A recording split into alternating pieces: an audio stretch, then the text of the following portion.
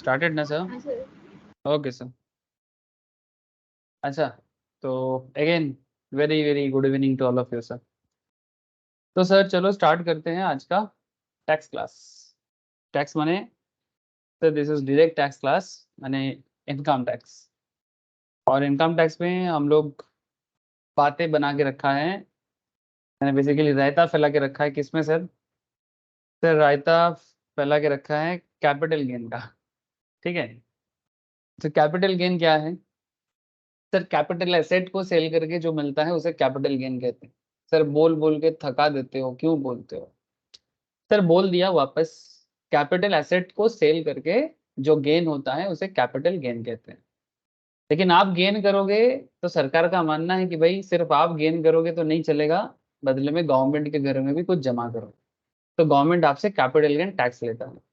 लेकिन ऐसा नहीं कि कुछ भी बोलेगा और कुछ भी ले लेगा, ऐसा नहीं है। गवर्नमेंट ने कुछ सेट ऑफ रूल्स बना के रखा है, कुछ सेट ऑफ सेक्शन बना के रखा है। आपको as per that particular section, as per that particular rules calculation करना है, रेट ऑफ टैक्स याद रखना है, और फिर जाके आप क्या कर सकते हो?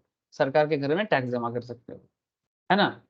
तो मेनली 5 हेड्स ऑफ इनकम है, उनमें से एक हेड है सर कैपिटल गेन। ओके, जैसे कि salary head, house property head, PGBP head, other source head, similarly capital gain head है।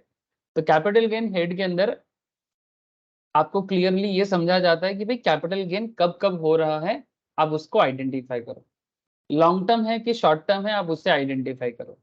ठीक है, सबसे पहले तो ये आइडेंटिफाई करो कि कैपिटल गेन है कि नहीं। अच्छा, कैपिटल गेन है कि नहीं कैसे पता करोगे? कैपिटल एसेट है कि नहीं सबसे पहले पता करो। तो अगर ये पता कर लेते हो कि कैपिटल एसेट अगर आइडेंटिफिकेशन हो जाता है, अगर कैपिटल एसेट का आइडेंटिफिकेशन हो जाता है, तो सेकेंड पॉइंट में कैपिटल गेन का भी आइडेंटिफिकेशन हो जाएगा। अगर कैपिटल एसेट नहीं है तो फिर कैपिटल गेन कैसे करोगे, है ना? तो इस तरह का वैराइटीज ऑफ कॉन्सेप्ट है। फिर सेक्शन को ढूंढो, तो भी 111 111 में आएगा, 111 112 में आएगा, 112 ए में आएगा। लॉन्ग टर्म होगा, शॉर्ट टर्म होगा, रेगुलर स्लैब में आएगा, है ना? आपको हिसाब लगाना है। तो इजी है, इतना भी कोई टफ चीज नहीं है, बट हाँ थोड़ा सा पढ़ाई करना पड़ेगा। ओके, बिना मेहनत का तो नहीं हो सकता। ओके गुड सर, इवनिंग आज गुड इवनिंग राहुल सर। मैं आपको लास्ट फ्यू लेक्चर्स में अगर देखा जाए तो मैं आप लोगों के साथ क्या डिस्कशन किया? मैं आप लोगों के साथ कैपिटल गेन के बारे में क्वेश्चन आंसर डिस्कस किया, फॉर्मेट या प्रो फॉर्मा में बातचीत किया, है ना? फिर आप लोगों के साथ पूरा बेसिक ओवरव्यू लिया, कुछ डेफिनेशंस वगैरह लिखाया, है ना? तो बहुत सारा चीज हो गया है, बट बहुत सारा चीज बाकी भी है। ठीक है, मतलब क्लास में बात करना थोड़ा चाहिए। तो एक बार मैं आपको फटाफट कुछ इंपॉर्टेंट सेक्शन रिकॉल कराता हूँ। ठीक है, रिकॉल बोलो या रिवीजन बोलो या शॉर्ट डिस्कशन बोलो, जो बोलना है बोलो। तो फटाफट जरा ध्यान दे। ठीक है, सेक्शन 45 से लेके, सेक्शन 45 से लेके, रोज बोलता हूँ सर, सेक्शन 45 से लेके ये डिस्कशन चालू होता है और चलता है ऑलमोस्ट 55 तक। इसमें 45 जो है वो चार्जेबिलिटी का सेक्शन है। गुड इवनिंग चुमकी, अगर आवाज आ रहा है आपको तो आवाज आज से, चुमकी को मेरा आवाज आ रहा है क्या? হ্যাঁ শুনতে পাচ্ছি। Okay okay, thank you. Okay sir. Section 45 that is scope and year of chargeability. मैंने बेसिकली ये सब आप लोग जानते हो, लेकिन मैं आपको रिकॉल करा रहा हूँ कि 45 क्या है। 45 कैपिटल गेन का चार्जेबल सेक्शन है। ठीक है सर। अच्छा, 45 के अंदर आपको ये सब बताया गया कि भाई एसेट, कौन से एसेट पे आप टैक्स लगाओगे, कौन से एसेट पे आप टैक्स नहीं लगाओगे, इसके बारे में बोला गया। इसलिए 45 सबसेक्शन 1A, ठीक है, जिसमें मैं आपको अगर थोड़ा सा सिंपल समरी कर रहा हूँ सर, ठीक है, this is just a summary. मैं लास्ट दिन कैलकुलेशंस वगैरह करवाया था आप लोगों को, तो ऑलरेडी आपको एक आइडिया हो चुका है कि कैपिटल गेन से कैसा कैसा क्वेश्चन हो सकता है ना? मैंने आपको कुछ क्वेश्चन करवाया ना, जैसे यहाँ पर एक क्वेश्चन था, ये क्वेश्चन बहुत ही अच्छा था सर, मिसेस हर्षिता जी के नाम पे एक क्वेश्चन था। ठीक है, उन्होंने कैपिटल गेन भी किया, कुछ इन्वेस्टमेंट करके एग्जाम्पशंस भी लिया। ठीक है, ये क्वेश्चन अच्छा था। मैंने इतना करने से ना आइडिया हो जाता है कि कैपिटल गेन से स्टैंडर्ड क्वेश्चन कैसा हो सकता है।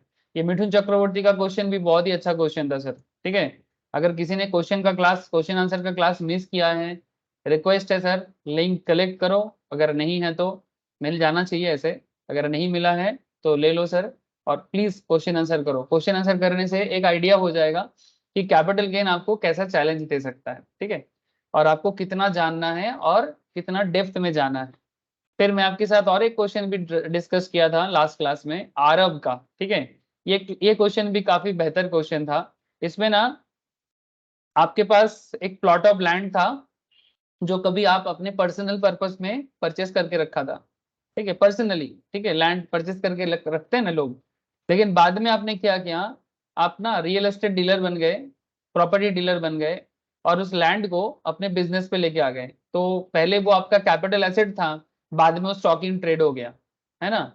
इस तरह के ऊपर ये बहुत ही वाइटल एक कॉन्सेप्ट है जो सेक्शन 45 का ही एरिया है, mainly section 45 subsection 2, mainly 45 subsection 2, जहां पर क्या बताया गया है सर, जहां पर अगर आप अपने कैपिटल एसेट को बिजनेस के स्टॉक में कन्वर्ट करते हो तो क्या करना चाहिए। तो ऑलरेडी ये क्लास में क्वेश्चन आंसर के साथ डिस्कस हुआ है, और ये बहुत ही इंटरेस्टिंग और इम्पोर्टेंट एक सेक्शन है, सीरियसली बता रहा हूँ सर, बहुत वाइटल एक सेक्शन है। तो बेसिकली सेक्शन 45 में अगर मैं पूरा समरी करता हूँ एक बार, 45 क्या क्या सेक्शन इंपॉर्टेंट सेक्शन है जिसके बारे में कैपिटल गेन में आप लोगों को जानना चाहिए। हाँ बोलो सर, किसी का अनम्यूट है। यस सनोन, क्या सनोन बोलो। फिर गलती से हो गया। गलती से हो गया, ओके चलो सर, गलती से भी मैं माफ कर दिया गलती से गलती की, ठीक है। अरे चल ठीक है, मजाक कर रहा हूँ सर। नहीं ठीक है, अगर क्वेश्चन होगा तो जरूर जरूर आप अनम्यूट करोगे, क्यों नहीं करोगे।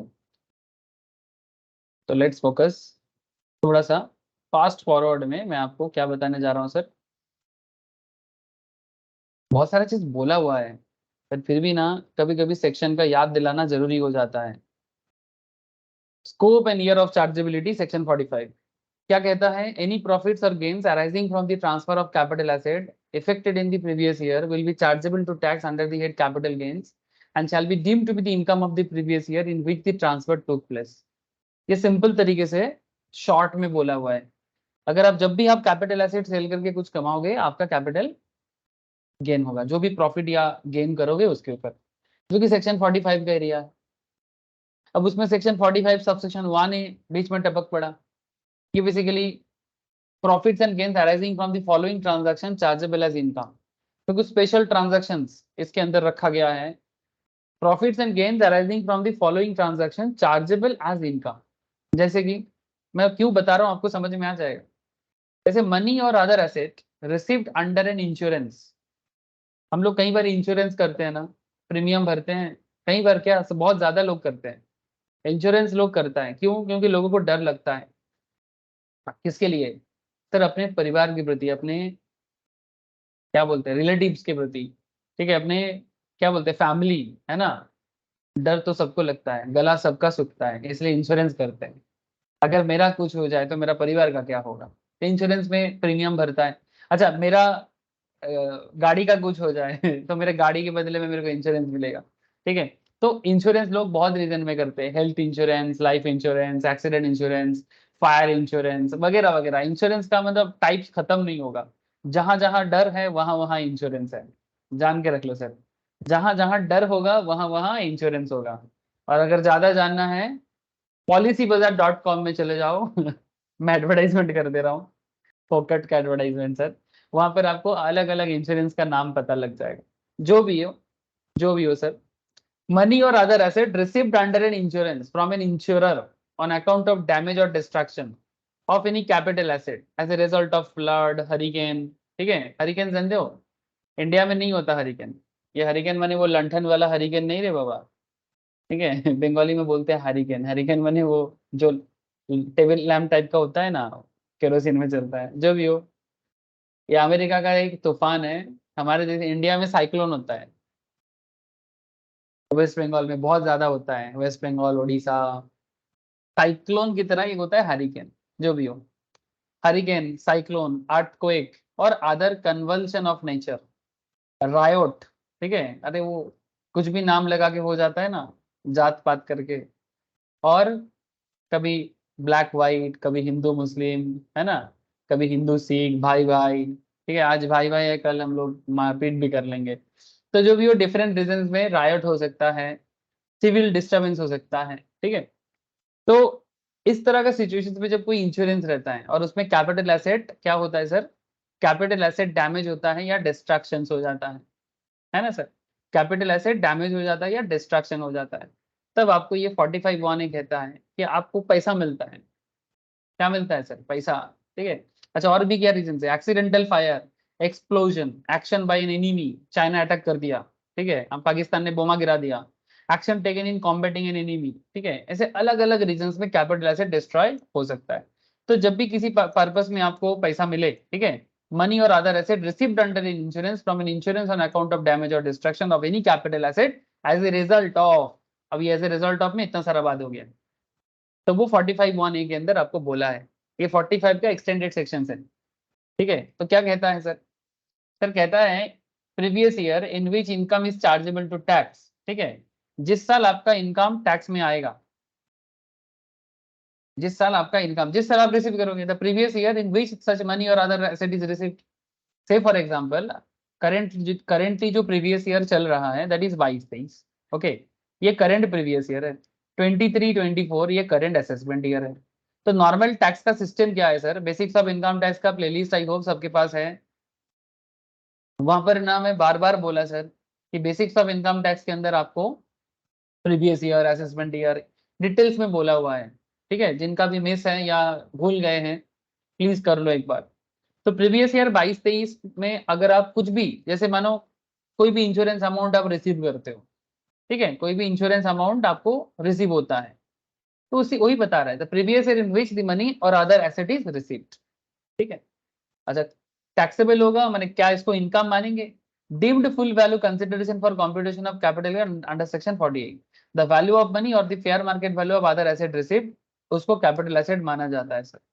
डीम्ड फुल वैल्यू कंसिडरेशन माने जितना फुल वैल्यू आपको मिलता है वो फुल वैल्यू आप मान लोगे कि ये आपको मिला है कैपिटल गेन की तरफ से, ठीक है। और उसका कैलकुलेशन सेक्शन 48 में होता है, उसका कैलकुलेशन सेक्शन 48 में होता है, ठीक है। मैं आपको कुछ क्वेश्चन कराऊंगा, आपको ना आइडिया लगेगा कि मैं क्यों ये सब बात आपको करता हूँ। और भी कुछ प्रोविजंस बताता हूँ सेक्शन 45 में, transfer by way of conversion by the owner of A capital asset into stock in trade, जो मैं आपको बार बार बोल चुका हूँ, लास्ट दिन तो इसके बारे में गजब का क्वेश्चन सॉल्व हुआ है सर, है ना, 45(2) याद है सबको, अरे हाँ या ना, वीवीआईपी पॉइंट है, कैपिटल एसेट को स्टॉक इन ट्रेड में ट्रांसफर करना। इन आवर प्रीवियस लेक्चर हम लोग इसी पॉइंट पे बार बार बात किए हैं और क्वेश्चंस भी सॉल्व किए हैं, होने पुढचे सवाई के, अरे हाँ ना, कुछ तो बोलो। है सर। चलो सर, ऐसे यस सर। जबरदस्ती, थैंक यू सर, जबरदस्ती थोड़ी ना हाँ बुलाता हूँ, होता है तभी ना पूछता हूँ। ओके देखो, अच्छा ये तो हो चुका है, बहुत ज्यादा बोला इसमें, और भी कुछ ट्रांसफर हो सकता है, transfer by way of compulsory acquisition under any law, ठीक है, 45 सबसेक्शन 5, सेक्शन बहुत जरूरी है सर, जरूरी है। Transfer by way of compulsory acquisition under any law, और a transfer the consideration for which was determined और approved by the central government और आरबीआई। ये सर क्या बात करना चाहता है सर, ये भी ना कैपिटल गेन होता है, इसमें क्या होता है, आप ना कोई सरकार आपको कोई क्या बोलते हैं उसको कॉम्पेंसेट कर रहा है, तो गवर्नमेंट कई बार क्या करता है ना, गवर्नमेंट आपको बोला कि भाई आपके जगह के ऊपर से बुलेट ट्रेन बनेगा, जैसे इंडिया में bullet train already western world India में बन रहा है, जापान के साथ टाई अप करके, तो गुजरात में बन रहा है, कल बंगाल में भी बन सकता है, ठीक है, कहीं भी बन सकता है। तो जहां पर भी सरकार कहीं पर भी जरूरत के हिसाब से अगर किसी से जमीन लेता है, तो बदले में उसको क्या करते हैं, तो जब जब सरकार ना बोलता है ना कि आपको हमें ये जमीन चाहिए, तो देना पड़ता है, ऑब्वियसली सरकार वहां जाके जमीन नहीं लेता जहां पर घने आबादी हो, ठीक है। लेकिन अगर कुछ लोग उस एरिया में बसा हुआ है और गवर्नमेंट को जरूरत है वो जमीन का, तो गवर्नमेंट उनको बोलते हैं कि भाई आपको मैं बेटर जमीन देता हूँ, आप वहां जाके बैठ जाओ, वहां जाके अपना जिंदगी बिताओ, बट हम आपको उसके बदले कुछ दे देंगे, कंसिडरेशन में आपको अच्छा खासा दे देंगे, ठीक है। तो वो भी सरकारी रेट में देता है। अगर किसी को भी कोई प्रॉब्लम होता है ना, वो कोर्ट में केस करता है, तो कोर्ट उसके ऊपर जजमेंट देता है। तो जो भी हो, transfer by of compulsory acquisition under any law और transfer the consideration for which was determined और approved by the central government और आरबीआई। इस तरह का कोई भी अमाउंट अगर कोई रिसीव करता है ना सरकार की तरफ से, कोई कंपेंसेटरी वैल्यू बोलो, the previous year in which the consideration और part thereof is first received, पहली बार जब रिसीव करते हैं, पॉइंट टू बी नोटेड, पहली बार जब आप उस सरकार से कंपल्सरी एक्विजिशंस के तहत, अच्छा सरकार हो सकता है, जरूरी नहीं, प्राइवेट कंपनी भी हो सकता है, लेकिन प्राइवेट कंपनी डायरेक्टली जाके किसी का जमीन नहीं ले सकता, गवर्नमेंट अप्रूवल के बिना पॉसिबल नहीं है। इस तरह का बहुत सारा केस ना हमारे आसपास में होता रहता है, चलता रहता है। जैसे जब भी कहीं किसी जगह में इंडस्ट्री होता है तो गवर्नमेंट वहां पर चले जाते हैं, है ना। अब मानो जैसे कोलकाता में ऐसे एक सिचुएशन हुआ था, सिंगूर में, ये बात बहुत पॉपुलर है वेस्ट बंगाल के नजर से, ठीक है। अभी ममता दीदी चारों दुनिया घूम रहा है सर, है ना, कभी स्पेन जा रहे हैं तो कभी क्या बोलते हैं, अभी यूएई गया है सर, हमारे रेस्पेक्टेड चीफ मिनिस्टर, ठीक है। क्यों सर? ताकि वो वेस्ट बंगाल के लिए कुछ बिजनेस ला पाए, ठीक है, यहाँ पर कुछ फैक्ट्री कर पाए, कुछ फैक्ट्री लगा पाए, कुछ यहाँ पर कुछ तो करना चाहता है सर। तो एक्चुअली मैं क्यों ये बात छेड़ा, मैं जस्ट आपको एक किस्सा याद दिलाना चाहूंगा, अगर आप लोगों ने खबर नहीं लिया उस टाइम पे, छोटे थे अगर, ठीक है, ज्यादा मालूम नहीं था, मैच्योरिटी नहीं था। तो क्या था ना उस टाइम पे, तब कम्युनिस्ट का जमाना था, सीपीआईएम का। सर आप किस पार्टी से हो? सर डजेंट मैटर मैं किस पार्टी को फॉलो करता हूँ, प्रेफर करता हूँ, डजेंट मैटर। आप बात सुनो सर ठीक है, किसी को तो करता हूँ, झूठ तो नहीं बोलूंगा ना, किसी को तो पसंद करता हूँ। जो भी हो, आप सबका भी अपना अपना पसंद होगा, मैं उस पर थोड़ी ना कोई रोक लगाता हूँ। आपको जिसे पसंद है वोट दो, लेकिन देश के बारे में सोचना, तो ऑटोमेटिकली देश भी आपके बारे में सोच लेगा। सिर्फ अपने बारे में सोचोगे तो फंस जाओगे। ये देखो सर, ये टाटा ना सिंगूर में फैक्ट्री बनाने के लिए आया था और बना भी दिया था, पर ममता दीदी ने जोर का क्या किया सर, जोर का धरना में बैठ गए कि चोलचे ना चोलवे ना, ये बंगाल का कल्चर बन चुका है। Now big point is what sir, big point ये है कि ये 2010-11 का कहानी है। उस टाइम पे जब ममता दीदी विरोधी थे, तब सीएम नहीं थे, Buddhadeb Bhattacharya, then prime chief minister of West Bengal, उन्होंने टाटा के साथ टाई अप करके नैनो फैक्ट्री के लिए, नैनो फैक्ट्री के लिए जगह लिया था। अब कोई बोलेगा सर नैनो गाड़ी तो चला नहीं, अरे बात नैनो फैक्ट्री का नहीं है, बात फोर व्हीलर फैक्ट्री का है। वहां आज नैनो बन रहा है, कल कोई और गाड़ी बन जाएगा ठीक है। लेकिन लोगों में ये बात फैल गया था कि नैनो के लिए, हाँ ऑब्वियसली नैनो गाड़ी के लिए ही किया था ना। पॉइंट क्या है कि ये जमीन सरकार का नहीं था, पब्लिक का था। अब पब्लिक का ये जमीन अगर गवर्नमेंट चाहेगा कि भाई यहाँ पर इंडस्ट्री करेंगे, तो पब्लिक के साथ जाके बात करेगा, ऐसा नहीं कि किसी को जबरदस्ती जमीन से उठा देगा। तो पब्लिक के साथ बात करेगा, फिर उनको बोलेगा कि भाई इस जमीन में हम कुछ करना चाहते हैं, इसमें यहाँ इतना सारा लोगों को नौकरी देंगे, इस तरह का कुछ भी, ठीक है। तो उसमें क्या होता है ना, ऐसे सिचुएशन में कंपल्सरी एक्विजिशंस होते हैं। मैं इस बात को कहने के लिए थोड़ा सा टाटा, ममता दीदी का पुराना कहानी थोड़ा सा याद दिलाया, लेकिन ऐसे बहुत कहानी किससे आसपास होता रहता है। मैं बस आप लोगों को यही बोलूंगा कि आप लोग ये सब खबर रखा करो और उसको पढ़ाई के साथ कनेक्ट करो। तो ऐसा करने से ना आप लोग ना समझ लोगे कि सर अच्छा कहना क्या चाहता है।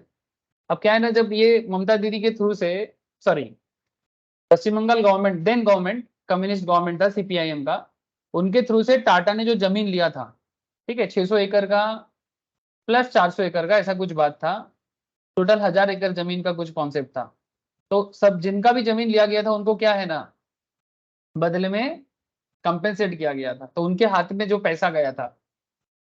अब इस तरह का पैसा को कैपिटल गेन बोलेंगे ना, ठीक है। अगर सरकार बोलेगा कि इसमें टैक्स नहीं लगाना है, वो अलग बात है, लेकिन कहना ये चाहता है sir, transfer by way of compulsory acquisition under any law और transfer of consideration for which determined और approved by the central government और आरबीआई। जिस साल आप पैसा रिसीव करते हो, कौन, जैसे कि वो सिंगूर के 86-80 लोग, ठीक है, जो सिंगूर के जो जमींदार लोग थे, मैंने जिनका जमीन था, ठीक है, the previous year in which the consideration और part thereof is first received, जिस साल पहली बार वो कंसिडरेशन आपको रिसीव हो रहा है वो साल ये कैपिटल गेन की तरह ट्रीटमेंट हो जाता है। ठीक है, लेकिन अब कैपिटल गेन होगा कि नहीं होगा वो समय बताएगा, गवर्नमेंट छूट भी दे सकता है, but mainly previous year in which income is chargeable to tax. ठीक है, तो उसमें ये टैक्सेबल है, उसमें ये टैक्सेबल है।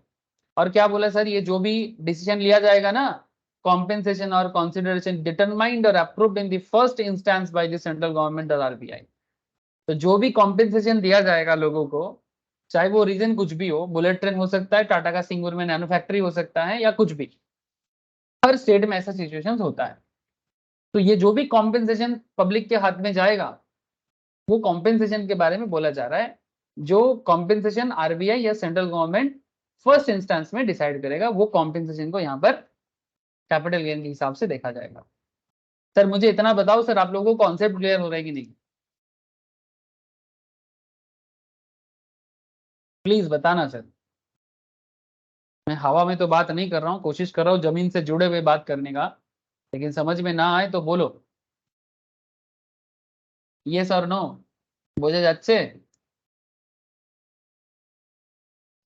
हाँ सर।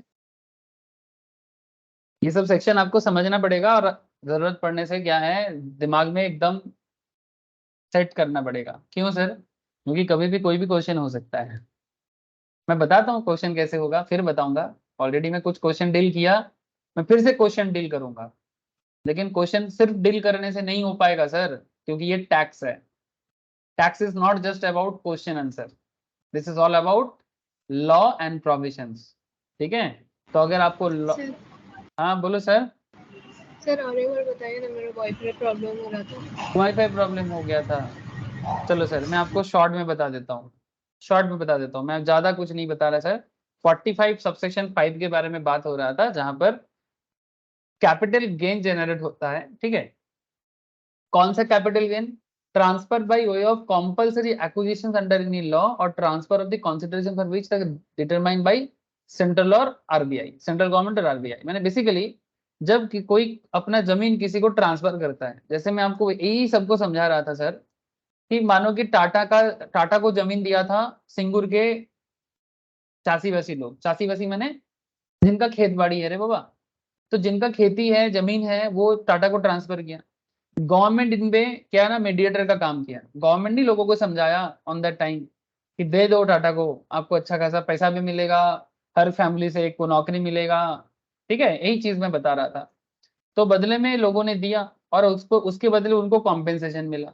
तो जो कॉम्पेंसेशन उनको मिला है ना, और जिस साल मिला है उस साल फर्स्ट टाइम जब वो कॉम्पेंसेशन रिसीव होता है उसमें वो कैपिटल गेन टैक्सेबल होता है। बात समझ में आया सैनन? बोलो। हाँ सर। यही बात 45(5) ने बोला है, यही बात 45(5) ने बोला है, और इसी के बारे में मैं थोड़ा सा आपको कहानी समझा रहा था। मैं ज्यादा कहानी नहीं बोलूंगा, ऐसे मेरे को ना कहानी बताने का बड़ा शौक है सर, बट क्या है ना, अपने शौक को भी थोड़ा सा ना दबा के रखना पड़ता है, नहीं तो ना खो जाते हैं और आप लोगों को भी लेके कहीं पर चले जाते हैं घुमाने।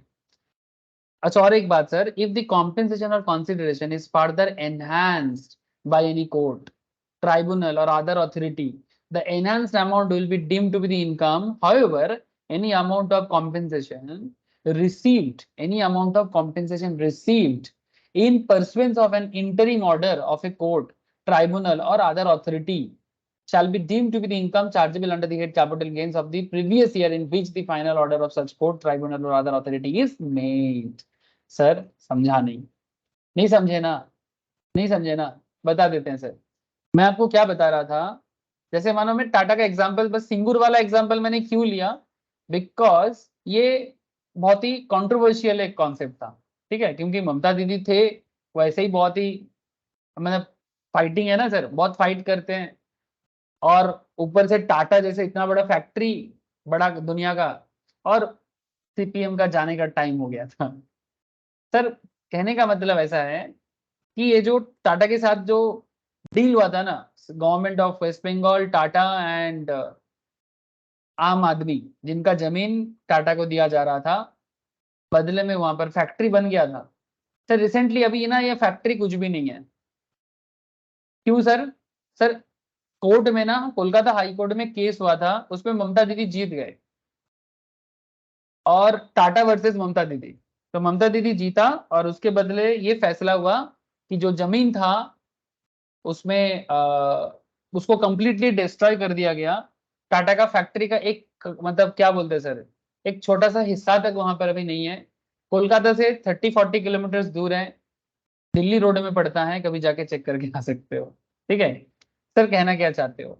सर मैं कहना ये चाहता हूँ कि जिन लोगों ने अपना जमीन दिया था, point to be noted sir, मैं गलत कहानी नहीं सुना रहा हूँ, पॉइंट पे हूँ सर, प्लीज आप फोकस करें। जिनका भी जमीन था वहां पर, जिन्होंने भी टाटा को अपना जमीन दिया था, ठीक है, मानो इस जमीन के लिए किसी को 10 लाख मिला, एग्जाम्पल, ठीक है, लेकिन हो सकता है कि इसका मार्केट रेट 15 लाख है, हो सकता है मे बी। तो अगर कोई कम अमाउंट रिसीव किया है, हेलो, बात समझ रहे हैं ना सर? अगर कोई कम अमाउंट रिसीव किया है तो वो क्या कर सकता है? वो कोर्ट में जा सकता है। ठीक है, अगर ये बात एक जन का नहीं है, ये हजारों लाखों जन का हो सकता है। अब क्या होगा तब? इन दैट टाइम कोर्ट क्या करेगा? कॉम्पेंसेशन को एनहांस करेगा, कॉम्पेंसेशन को एनहांस करेगा। तो 10 लाख का चीज आपको, 15 लाख का चीज आपको 10 लाख क्यों मिलेगा? तो वही बात यहाँ पर कहा है सर, इफ द कॉम्पेंसेशन और consideration is further enhanced by any court और ट्राइब्यूनल और other authority, the enhanced amount will be deemed to be the income, उसको डीम्ड इनकम मान लिया जाएगा। Okay, however any amount of compensation received in pursuance of an interim order of court, tribunal or other authority, even interim order में भी अगर court ने कोई decision दिया, shall be deemed to be the income chargeable under the head capital gain of the previous year in which the final order of such court, tribunal or other authority is made। यानी जिस साल court order देगा उसी साल उसको income मान दिया जाएगा, अगर इंटरिम ऑर्डर कोर्ट देता है। अदरवाइज नॉर्मली सिस्टम ऐसा है, the previous year in which amount was received by the assessee extra enhanced income, उस साल उसको वो कैपिटल गेन इनकम माना जाएगा। और ये कौन सा इनकम है सर? ये फर्स्ट टाइम वाला इनकम नहीं है, ये सेकंड टाइम वाला इनकम है। अमाउंट बाय विच कॉम्पेंसेशन और कंसिडरेशन इज एनहांस्ड और further enhanced for this purpose, cost of acquisition and cost of improvement shall be taken as nil. Sir आप लोगों को पता है ये जो कॉस्ट ऑफ एक्विजिशन है या फिर कॉस्ट ऑफ इंप्रूवमेंट है, यू ऑल नो ये क्या होता है? मैंने बेसिकली, अगर मानो बाद में जमीन में कुछ हुआ है या बिल्डिंग या प्रॉपर्टी में कुछ एडिशन हुआ है, ठीक है, तो उस खर्चा को ना यहाँ पर नील ही माना जाएगा। ठीक है, दे टेकन एज अ नील। तो गवर्नमेंट का सिंपल मानना है, जो भी एक्स्ट्रा एनहांस कॉम्पेंसेशन लोगों को मिलेगा, जिस साल मिलेगा उस साल उसको कैपिटल गेन टैक्स में चार्ज कर दिया जाए। और सेकेंड थिंग, अगर इंटरिम ऑर्डर के थ्रू से मिला है तो जिस पर्टिकुलर ईयर में कोर्ट का ऑर्डर निकलेगा उस ईयर में उसका टैक्सेबिलिटी चार्ज किया जाए। ठीक है, ये है 45(5) का डिटेल्स। एक हो गया नॉर्मल कॉम्पेंसेशन और दूसरा हो गया आपका एनहांस कॉम्पेंसेशन। आप लोगों को बात तो समझ में आ रहा है ना सर? हम लोग क्या पढ़ रहे हैं? हम लोग 45 के अंदर थोड़ा गोताखोर किए हैं, कुछ एक्स्ट्रा पॉइंट है जो लास्ट क्लासेस में डिस्कस नहीं हुआ है, वो मैं अभी आपके साथ कर रहा हूँ। जो ऑलरेडी कर लिया उसको मैं ज्यादा नहीं बोलूंगा। तो सेक्शन 45 चार्जेबिलिटी का सेक्शन है कि भाई इस इनकम को टैक्स में चार्ज किया जाए या ना जाए।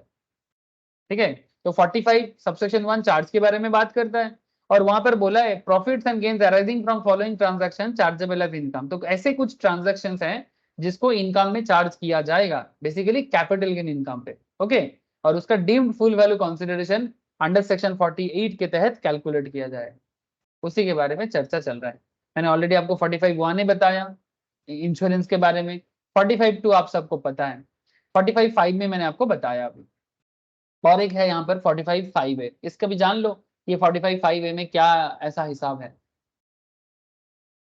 Transfer of capital asset being land और बिल्डिंग और बोथ, मैंने सिर्फ लैंड भी हो सकता है, सिर्फ बिल्डिंग हो सकता है, लैंड बिल्डिंग मिला के हो सकता है, बाई एन इंडिविजुअल और हिंदू अनडिवाइडेड फैमिली। माने ये ट्रांसफर कौन कर सकता है?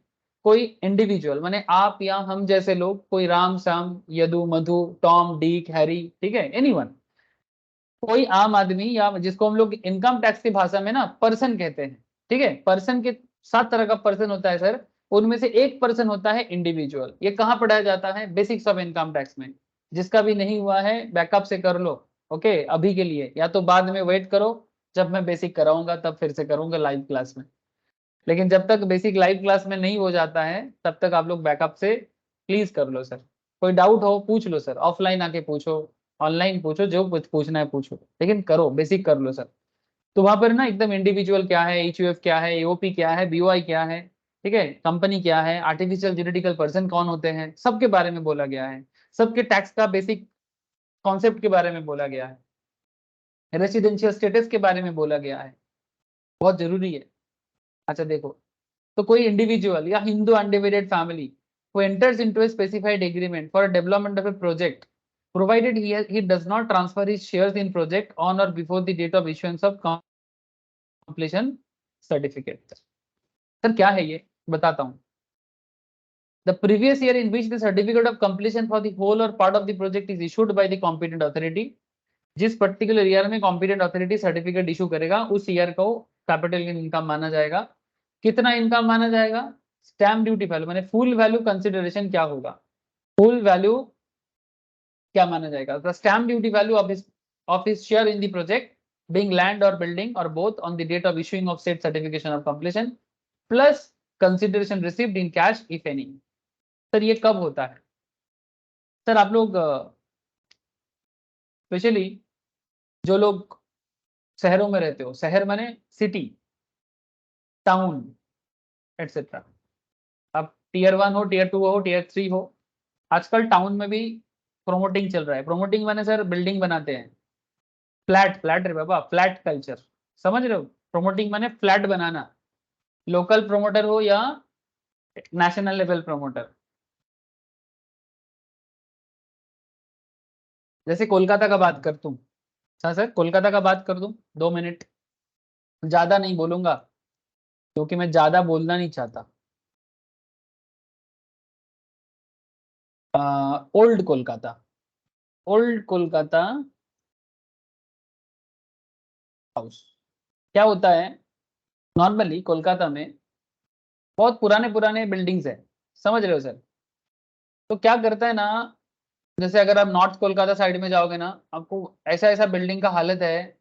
अगर कोई नॉर्थ कोलकाता जानता है प्रॉपरली, मैं पूरा नॉर्थ कोलकाता मोटा मोटी अच्छे तरह से जानता हूँ सर, तो वहां पर बिल्डिंग का हालत बहुत खराब है। तो क्या करते हैं ना वो लोग, प्रोमोटर को दे देता है। प्रोमोटर क्यों देता है? नॉर्मली कोई देना तो नहीं चाहता, लेकिन बिल्डिंग बिल्डिंग और पेड़ में फर्क नहीं होता है, ऐसा हालत है, कभी भी गिर सकता है। ऊपर से पैसा भी चाहिए होता है, क्योंकि फैमिली का जो मेन अर्निंग पर्सन है ना, या तो वो है नहीं या फिर कुछ अर्निंग किया नहीं, क्योंकि एक जमाने में जमींदार थे और जमींदारी का पैसा खत्म होते होते खत्म हो गया, समझ रहे हो सर? ठीक है। सो मैं बेसिकली वही चीज आपको बताना चाह रहा हूँ कि नॉर्मली जब पुराना बिल्डिंग को तोड़ के, जब कोई पुराना बिल्डिंग को तोड़ के नया बिल्डिंग बनाया जाता है, तो उस टाइम पे ना जिनका बिल्डिंग है, सपोज एक टूटा फूटा बिल्डिंग मिले तो बहुत अच्छा है। चलो कोई भी एक ये मेरे सामने है, इसी को ले लेता हूँ एग्जाम्पल के तौर पे, जस्ट फॉर अंडरस्टैंडिंग चाहिए रे बाबा, और कुछ नहीं, क्योंकि मेरे दिमाग में एग्जाम्पल ना रैंडम आता है। अब इसलिए क्या करे सर, देखो ज्यादा पहले से ना सोच नहीं पाता मैं, पढ़ाते पढ़ाते दिमाग से निकलता है और मैं सोचता हूँ कि ये बता देना चाहिए स्टूडेंट्स को। जैसे देखो ये बिल्डिंग जिनका है, अच्छा खासा बिल्डिंग एरिया है, ठीक है, एक जमाने में तो क्या क्या बिल्डिंग हुआ करता था, लेकिन अभी देखो हालत खराब है।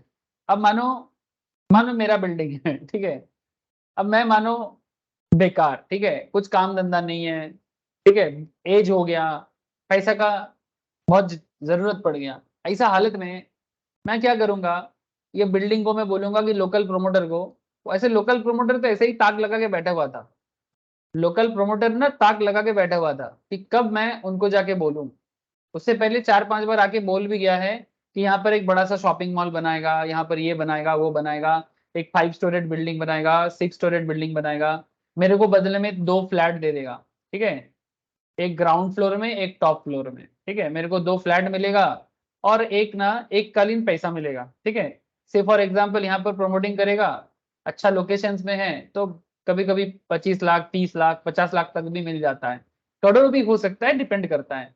तो मानो मैंने उनसे ना 30 लाख रुपीस लिया, ये 30 लाख के बदले 30 लाख और 2 फ्लैट, ठीक है, ये मेरे को मिल रहा है, बदले में मैं ये पूरा एरिया उनको दे दिया कि जाओ बनाओ बिल्डिंग, बेचो बिल्डिंग, बनाओ फ्लैट और बेचते रहो, कमाते रहो। बदले में मेरे को कुछ नहीं मिलेगा, बस जो मिलना है मिल गया, 2 फ्लैट मिल जाएगा, 30-40 लाख रुपया मिल जाएगा, इसको मैं बैंक में फिक्स कर दूंगा। ये कोलकाता का एक कहानी है सर, इसको बैंक में फिक्स करके थोड़ा सा इंटरेस्ट में खा लूंगा और 2 फ्लैट मिल गया, बस एक को रेंट में दे दूंगा और एक में खुद रह लूंगा, मजा आ जाएगा ना सर, जिंदगी एकदम खुशी का, जो भी हो। सर बात समझो, आप लोगों को बात समझ में आ गया? प्लीज टेल मी, कहानी क्लियर है? हेलो, अरे कहानी क्लियर है? Yes sir. Yes sir. Thank you sir. अब देखो, अब जिंदगी सेट, अब वही चीज यहाँ पर सेट कैसे हुआ देखो, अब कैपिटल गेन हुआ ना मेरे को, तो वही बोला ट्रांसफर ऑफ कैपिटल एसेट, आप किसी को अपना एसेट दे रहे हो, बीइंग लैंड और बिल्डिंग और बोथ, बाई एन इंडिविजुअल और हिंदू अनडिवाइडेड फैमिली, मैंने जब कई बार होता है ना ज्वाइंट फैमिली का जमीन है, ठीक है, who enters into a specified agreement for development of a project, तो मेरे एरिया में प्रोजेक्ट बनेगा। अब ये एक रेसिडेंशियल प्रोजेक्ट भी हो सकता है, कमर्शियल प्रोजेक्ट भी हो सकता है ना। एक जमाने में सारा जगह ना लोगों का, आम आदमी का था, उसमें से कितना सारा जगह बड़े बड़े शॉपिंग मॉल बन गए, है ना, चाहे साउथ कोलकाता हो चाहे नॉर्थ कोलकाता हो, इवन करेंटली पॉकेट्स में भी, पॉकेट्स कोलकाता का पॉकेट जैसे कि बागुयाटी, केस्टोपुर, ठीक है, या फिर लेक टाउन, ठीक है, ये सब पॉकेट्स ऑफ कोलकाता, पॉकेट्स में भी ऐसे ही हालत है आजकल। मैंने मेन कोलकाता में तो हालत बहुत दिनों से चेंज हो गया, आजकल पॉकेट्स में भी। तो इनके साथ ऐसा डील होता है सर, जिनका प्रॉपर्टी होता है वो इस तरह का डील करते हैं। अब डील करके ये प्रोजेक्ट डेवलप होगा, provided he does not transfer his share in project, ठीक है, provided he does not share transfer his share, मतलब प्रोजेक्ट में अपना शेयर ट्रांसफर नहीं कर रहा है, प्रोजेक्ट में उसका हिस्सेदारी है और उनको कुछ तो मिलेगा। Provided he does not transfer his share in project on और before the due date, on और before the date of issuance of completion certificate, यानी जब प्रोजेक्ट कंप्लीट हो जाता है तो लोकल म्यूनिसिपल कॉर्पोरेशन से एक कंप्लीशन सर्टिफिकेट मिलता है, वहां पर इंजीनियर होता है, क्या बोलते हैं उनको, कॉर्पोरेशन में कौन रहते हैं, काउंसिलर का ऑथोरिटी होता है, मेनली लोकल इंजीनियर होता है जो काउंसिलर ऑफिस के थ्रू से सर्टिफाई करता है कि हाँ सब कुछ ठीक ठाक है। तो कंप्लीशन सर्टिफिकेट पाने से पहले आप अपना प्रोजेक्ट में शेयर ट्रांसफर नहीं करोगे, ठीक है, ये सिचुएशन है। और बदले में आप क्या ले रहे हो सर, आप ले रहे हो कंसिडरेशन रिसीव कर रहे हो, कैश में भी कुछ लेते हो, और साथ में प्रोजेक्ट में आपका वैल्यूएशन कितना है। तो ये वैल्यूएशन कैसे डिसाइड होगा, stamp duty value of his share in the project. अब ये गवर्नमेंट का स्टैम्प ड्यूटी वैल्यू होता है जो सरकार के घर में रजिस्टर के टाइम पे जरूरत होता है, प्रॉपर्टी को अपने नाम पे करने के लिए या नाम पे ट्रांसफर करने के लिए एक स्टैम्प ड्यूटी वैल्यू देना पड़ता है। ये बात मैंने पहले भी आपको बताया, ठीक है, सरकारी रजिस्टर ऑफिस होता है, वहां पर स्टैम्प ड्यूटी वैल्यू देना पड़ता है। तो stamp duty value of his share in project, तो पूरा प्रोजेक्ट में मानो 5 करोड़ का प्रोजेक्ट है, उसमें से आपको कितना मिला है, तो उसका स्टैम्प ड्यूटी वैल्यू में आपका हिस्सा जितना होगा, सपोज आपका हिस्सा है 1 करोड़ का, तो बस 1 करोड़ का हिसाब होगा, या 50 लाख का, जो भी आपका हिसाब है। तो stamp duty value of his share in the project being land or building or both on the date of issuing of said certification of completion, जिस दिन आपको सर्टिफिकेशन ऑफ कंप्लीशन दिया जा रहा है उस दिन सरकार का जो स्टैम्प ड्यूटी वैल्यू होगा वो आपका फुल वैल्यू कंसिडरेशन माना जाएगा,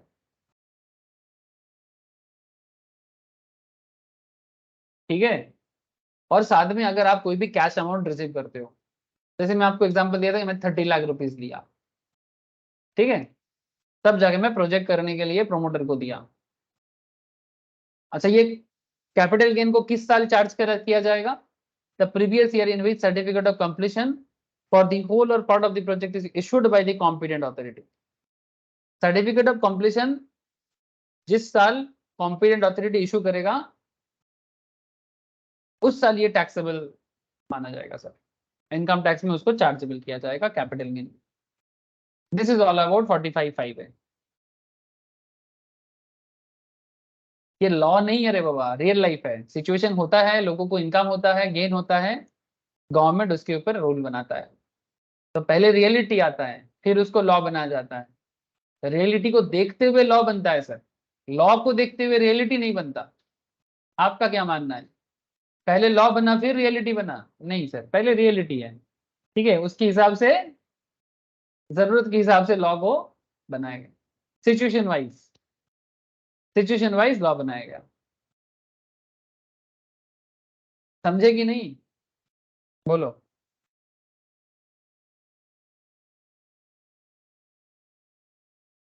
समझ आया? अरे हाँ या ना? yes sir. ठीक है, तो ये सब सेक्शन है, जितना जानो कम पड़ जाए, लेकिन जानना तो पड़ेगा सर। क्या पता क्या पूछे आपको।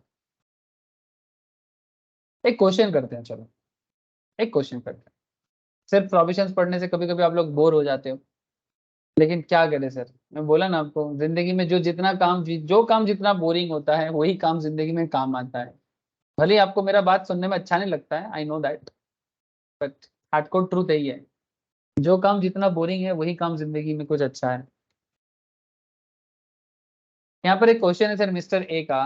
मिस्टर ए ना एक बिजनेस कैरी कर रहा है, ठीक है, चलो। His stock and machinery were damaged and destroyed in a fire accident. Mister A एक इंडिविजुअल है जो बिजनेस कैरी कर रहा है, मैंने बिजनेस चला रहा है। उसमें उसका बिजनेस में स्टॉक है, मैंने जिस चीज का वो बिजनेस करता है। स्टॉक माने क्या? जिसका हम धंधा करते हैं, जिसका हम जो प्रोडक्ट बेचते हैं, इन सिंपल। और आपका मशीनरीज भी है। अब ये आग लग के नष्ट हो गया, तो वैल्यू ऑफ स्टॉक लॉस्ट, कितना वैल्यू का स्टॉक लॉस्ट हुआ आपका? देखो, टोटल डैमेज 6,50,000 का, total damage 6,50,000। certain portion of the machinery could be salvaged। माने salvage माने लास्ट में ये जो लोग डिप्रिसिएशन बचपन में पढ़े हो उनको पता है salvage क्या होता है। बचपन में क्या, आजकल भी पढ़ते हो आप लोग। डिप्रिसिएशन ऐसे क्लास 11 का टॉपिक है, लेकिन स्टूडेंट्स जो लोग सीए फाउंडेशन पढ़ता है, सीए में इंटरमीडिएट में, as well as even CS executive में भी पढ़ना पड़ता है। हाँ सर, मजाक नहीं कर रहा। सीए वाले लोग फाउंडेशन में पढ़ लेता है, सीएमए वाले लोग इंटरमीडिएट में भी पढ़ता है, एग्जीक्यूटिव में भी पढ़ा जाता है, एमबीए फाइनेंस में, बीबीए फाइनेंस में पढ़ा जाता है सर। लेकिन ये 11 का टॉपिक है, जो भी हो। अब सैल्वेज का मतलब क्या है?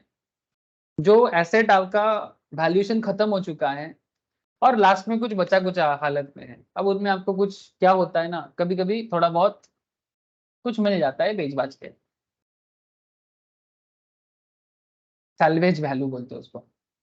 जो भी हो, certain portion of machinery could B salvage. The operating opening balance of the block. अच्छा, एसेट को ना इनकम टैक्स में ब्लॉक कहा जाता है। जैसे ये एक एसेट है, तो ये जो ब्लॉक है, ओपनिंग ब्लॉक एज ऑन 1/4/22, 1/4/2022 में जो ओपनिंग ब्लॉक है उसका वैल्यूएशन दिया है WDV, रिटन डाउन वैल्यू, ठीक है, as on 31 March 2022 after providing depreciation for 21-22, उन्हें लास्ट ईयर का डिप्रिसिएशन चार्ज करने के बाद क्या वैल्यूएशन है? 10,80,000। तो वैल्यू स्टॉक लॉस हुआ 6,50,000 का। Certain portion of the machinery could be salvaged. Opening balance of block एक्चर 2022 में बताया गया 31 मार्च 2022 में डिप्रिसिएशन लास्ट ईयर का चार्ज करने के बाद 10,80,000 का, ठीक है। During the process of safeguarding the machinery, during the process of safeguarding the machinery and in the fire fighting operation, हर बड़े बड़े मशीनरीज या क्या बोलते हैं उसको, अरे फैक्ट्री वगैरह में रहते हैं ना, फायर एक्सटिंग्विशर, वही उसी को बोलते हैं fire fighting operation. Mister a lost his gold chain. बाप रे, मशीनरी को बचाने के टाइम पे मिस्टर ए का गोल्ड चेन हरा गया सर, लॉस्ट हो गया। और हाथ में ना एक डायमंड का रिंग भी था, वो भी गायब हो गया। बहुत दुख की बात है सर, जिसके साथ भी होता है बहुत दुख होता है। मेरे साथ हो तो मुझे दुख होगा, आपके साथ होगा तो आपको दुख होगा। लेकिन सर यहाँ पर टैक्स का दुख का बात है सर। चलो देखते हैं। Which he had purchased in April 2005, तो उन्होंने जो गोल्ड चेन और डायमंड रिंग 2005 में लिया था, जिसका वैल्यूएशन था 1,20,000, और market value of these two items आज की डेट में वो गोल्ड चेन और डायमंड रिंग का वैल्यू, मार्केट वैल्यू है 1,80,000, 1,80,000। गोल्ड का दाम तो बड़ा है ना सर, 2005 का गोल्ड का दाम और आज का दाम है ना, दाम तो बड़ा है, डायमंड का दाम भी बड़ा है undoubtedly. Mister A received following amounts from insurance company. चलो इंश्योरेंस भी मिल गया। स्टॉक लॉस हुआ था उनका 6,50,000 का, पूरा नहीं मिलता है। जो लोग अकाउंटेंसी में इंश्योरेंस क्लेम टॉपिक पढ़े हो, है ना, अकाउंटेंसी में ये टॉपिक होता है, जैसे नॉर्मली इंटरमीडिएट स्टेज में ही पढ़ा जाता है इंश्योरेंस क्लेम। इसका एक अकाउंटिंग ट्रीटमेंट होता है, बहुत ही अच्छा टॉपिक है। इसमें आपको कितना इंश्योरेंस मिल सकता है ये सब सिखाया जाता है। जो भी हो, मैं ये सब तो अभी नहीं बता पाऊंगा अभी, इसलिए अकाउंट्स को डिटेल्स में जानना जरूरी होता है। जो भी हो, फिलहाल इतना जानो कि आपको कितना मिला, 4,80,000। मशीनरी डैमेज हुआ था, ठीक है, मशीनरी डैमेज के बदले आपको मिला है 6 लाख। और gold chain and diamond ring का भी इंश्योरेंस किया हुआ था, उसके बदले में आपको मिल गया 1,80,000। ठीक है, you are requested to briefly comment on the tax treatment of the above 3 items under the provisions of Income Tax Act 1961। अच्छा क्वेश्चन है, क्वेश्चन अच्छा है सर, क्वेश्चन में दम है, ठीक है ना। तो आपको पूछता है कि इनकम टैक्स एक्ट 1961 में इनका क्या ट्रीटमेंट किया जाए। इनको इंश्योरेंस मिल गया और ये इनका खत्म खराब हुआ है। अब आपको बताना होगा कि इनकम टैक्स में इसके बारे में क्या प्रोविजंस है। तो जब आपको प्रोविजंस के बारे में लिखना है तो कैसे लिखना है, इसका जवाब कैसे दोगे, मैं वो भी आपको बता दे रहा हूँ, ध्यान से सुने प्लीज। ठीक है, तो जैसे कि इसके अंदर आपको ना कुछ अंदरूनी नॉलेज का मैटर है, जैसे कि any compensation received from insurance company towards loss or damage to stock in the trade is to be constitute as a trading receipt. Hello sir, please मेरा बात को ध्यान से सुने। आपके बिजनेस में जब स्टॉक लॉस होता है, आप मुझे ये बताएं कि बिजनेस का स्टॉक क्या आपका एसेट है। माने मेरा कहने का मतलब है, इनकम टैक्स में क्या ये कैपिटल एसेट है?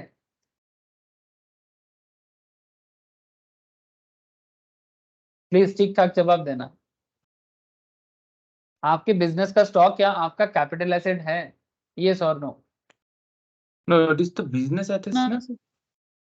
हाँ, स्टॉक की है, बोल की बोलनी। Business asset तो स्टॉक, स्टॉक इज भाई बिजनेस एसेट, बट इसको बिजनेस में कौन सा एसेट बोलते हैं? बिजनेस माने अकाउंट्स में, अकाउंट्स में स्टॉक क्या एसेट होता है? अकाउंट्स में इसको करंट एसेट बोलते हैं। वेरी गुड सर, ठीक है, जो लोग अकाउंटेंसी का पढ़ाई अच्छे से करते हैं उनको जरूर पता होगा। This is a current asset sir, stock is a current asset. Thank you sir. But ये अकाउंट्स में है current asset, cash, stock, receivables, है ना, ये सब होता है। अब मैं आपको अकाउंटेंसी नहीं बताऊंगा, छोड़ो। लेकिन मेरा कहने का मतलब ये है कि obviously this is your asset, but as per income tax क्या स्टॉक कैपिटल एसेट होता है? अभी अकाउंटेंसी छोड़ो, हमें अकाउंटेंसी में बात नहीं करना। आप मुझे बताओ क्या स्टॉक कैपिटल एसेट होता है? मैंने आपको कुछ ही दिन पहले कैपिटल एसेट क्या है उसका पूरा डेफिनेशन लिखाया। ना sir, no sir. No sir, तो स्टॉक कैपिटल एसेट नहीं होता है। तो अगर स्टॉक कैपिटल एसेट नहीं है तो ऑब्वियस बात है कि अगर आपको 4,80,000 भी मिलता है वो आपका कैपिटल गेन तो हो ही नहीं सकता, है ना। और दूसरा बात सर, यहाँ पर मैं आपको इसीलिए बोला कि आपको ना थोड़ा अंदरूनी बात समझना पड़ेगा। अंदरूनी माने अंदर का बात है कि ये पूरा कॉन्सेप्चुअल मैटर है कि अगर आपका जो स्टॉक लॉस के कारण आपको जो रिसिप्ट इंश्योरेंस क्लेम मिला है, ये आपका बिजनेस का रिसिप्ट है, इसके साथ कैपिटल गेन का कोई कनेक्शन नहीं है। इसीलिए 4,80,000 received as insurance claim for loss of stock has to be assessed under the head PGBP। ये जो मिला है ना आपको, ये पीजीबीपी का कैलकुलेशन है, ये ट्रेडिंग रिसिप्ट है आपका, आपका प्रॉफिट एंड लॉस में आएगा। ये आपका प्रॉफिट एंड लॉस का कैलकुलेशन है, यहां पर कुछ काम नहीं है इसका। कैपिटल गेन में इसका ट्रीटमेंट नहीं होगा 4,80,000 का। समझ गए सर? क्योंकि ये स्टॉक मैटर है और स्टॉक तो पहला बात कैपिटल एसेट नहीं है, दूसरा बात ये बिजनेस का मैटर है, ये कैपिटल एसेट रिलेटेड कॉन्सेप्ट में काम नहीं करेगा। The SEC can claim the value of stock destroyed by fire as revenue loss, eligible for deduction while computing income under the PGBP. उसको लॉस हुआ है, रेवेन्यू लॉस हुआ है, वो रेवेन्यू लॉस वो पीजीबीपी में दिखा सकता है प्रॉफिट एंड लॉस अकाउंट, ये रेवेन्यू लॉस है और उसके कारण इंश्योरेंस जो मिला है वो उसको पीएल में चार्ज करके क्रेडिट कर सकता है और बैलेंस शीट में एसेट की तरह दिखा सकता है, वो अकाउंटिंग ट्रीटमेंट है सर। लेकिन यहाँ पर ये जो compensation towards loss of stock जो मिला है, इनका कैपिटल गेन के साथ कोई कनेक्शन नहीं है। प्लीज टेल मी, बात क्लियर है कि नहीं?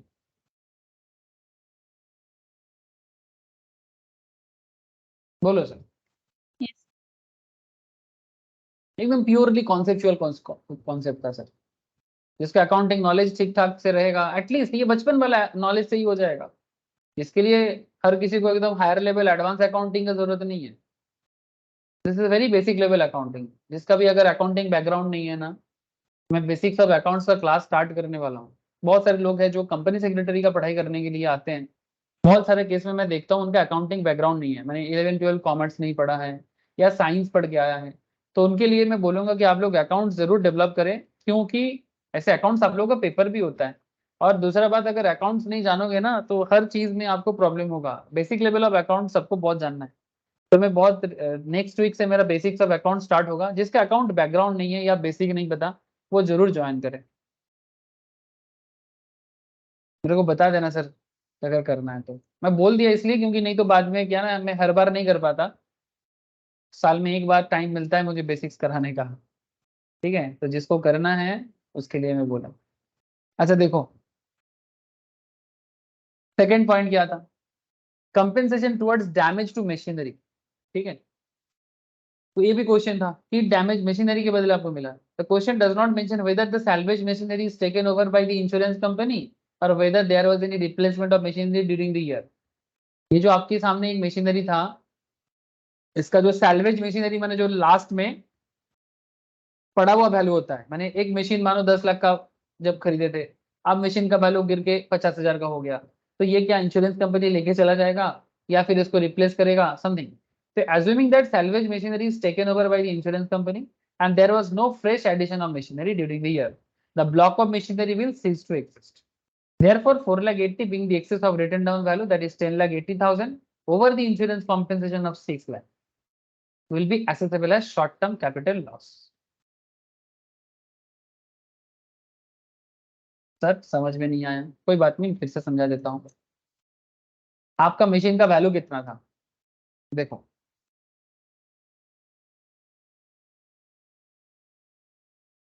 2022 में 21-22 का जो डिप्रिसिएशन है उसको चार्ज करने के बाद, मशीनरी पे तो डिप्रिसिएशन चार्ज होता है ना सर, सब कुछ करने के बाद लेटेस्ट ईयर एंड के बाद जो ओपनिंग आपके पास बैलेंस था दैट इज 10,80,000।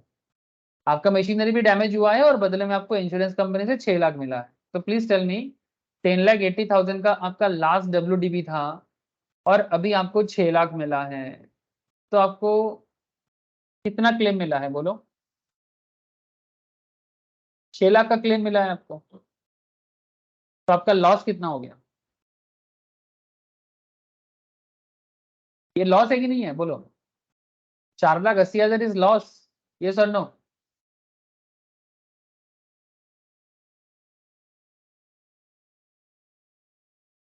इतना क्या सोच रहे हो, लॉस है कि नहीं?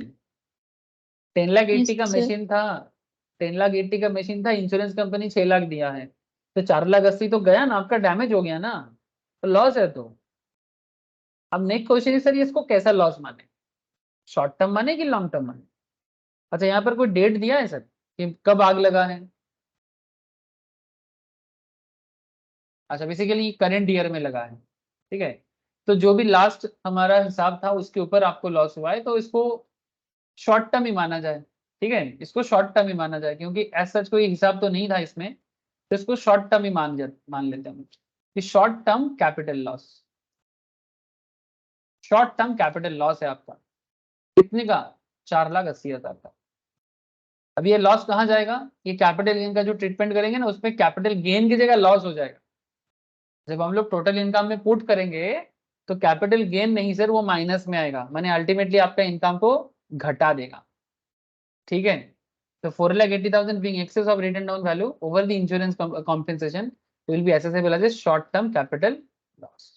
ठीक है, अच्छा अब यहाँ पर सवाल है कि यहाँ पर एक चीज बोला था कि हम लोगों ने ये मान लिया कि सैल्वेज मशीनरी इंश्योरेंस कंपनी ने लेके चला गया। इसका मतलब ये है कि नॉर्मली क्या होता है, ये भी अकाउंटिंग कॉन्सेप्ट है, अकाउंट्स में ये सब चीज नॉर्मली बताया जाता है कि जब कोई मशीन कंपनी के पास होता है उसका डेप्रिसिएशन चार्ज होता है, फिर जब उसका लाइफ खत्म हो जाता है ना, जो भी सैल्वेज वैल्यू होता है मशीन का, सपोज 10 लाख का मशीन है, एग्जांपल दे रहा हूँ, सपोज 10 लाख का मशीन है, 5 साल 4 साल चला या 2 साल चला, जो भी है, लास्ट में मानो मशीन का वैल्यू बचा हुआ है हार्डली 50,000 या हार्डली 1 लाख मिल रहा है मार्केट में सेल करके। ठीक है, तो आपका 9 लाख का डिप्रिसिएशन इतना साल में हो गया, चाहे 1 साल में हो, 2 साल में हो, 5 साल में हो, डिपेंडिंग ऑन द मशीन। तो अब 1 लाख में आपको 1 लाख आपके पास बचा हुआ है, आपको सेल करके मिलेगा। अगर इंश्योरेंस किया हुआ है ना तो इंश्योरेंस कंपनी इसको अपने साथ लेके जाएगा, बदले में इंश्योरेंस देके जाएगा, और ये जो मशीन है ना, ये मशीन कंप्लीटली क्या हो जाएगा, ब्लॉक से हट जाएगा कि भाई मशीन नहीं है। पर नॉर्मली बिजनेस क्या करता है, बिजनेस क्या करता है, कई बार ऐसा भी करता है कि वो न्यू मशीन ले लेता है और उस 1 लाख को वहां से एडजस्ट कर लेता है ना, जो भी उसको स्क्रैप दाम में मिलता है, वो स्क्रैप वैल्यू भी उसका क्या कुछ तो आ जाएगा रे बाबा। अगर 10,000 भी आ जाए, 1 लाख भी आ जाए, कम क्या है, वो भी तो अच्छा है। जैसे नया गाड़ी खरीदने के टाइम पे पुराना गाड़ी बेच के अगर कुछ मिल जाता है, कंपनी एडजस्ट करता है ना, वैसा ही बात है। लेकिन यहाँ पर क्योंकि इस तरह का कुछ इन्फॉर्मेशन था नहीं, तो हम लोग ये मान रहे हैं कि इंश्योरेंस कंपनी इंश्योरेंस दे आपको, तो इससे अच्छा है इंश्योरेंस देके तो ये मान लेंगे कि सैल्वेज मशीनरी इंश्योरेंस अपने साथ लेके गया, क्योंकि आपको कॉम्पेंसेट करके गया। ठीक है, तो आपका मशीनरी कंप्लीटली आपके ब्लॉक से ही हट गया, आपके पास अभी मशीनरी है ही नहीं। If the new machinery is purchased in the next year, it will constitute the new block of machinery on the depreciation can be claimed for that year। अगर कोई नया मशीन होता है तो वो नेक्स्ट ईयर का हिसाब में आएगा, ये वाला ब्लॉक तो खत्म हो गया। ठीक है, ये assumptions आपको बता देना चाहिए, क्योंकि बिजनेस में ऐसा सिचुएशंस होता है। Now comes to the point, gold chain का और डायमंड रिंग का क्या करें सर इसको।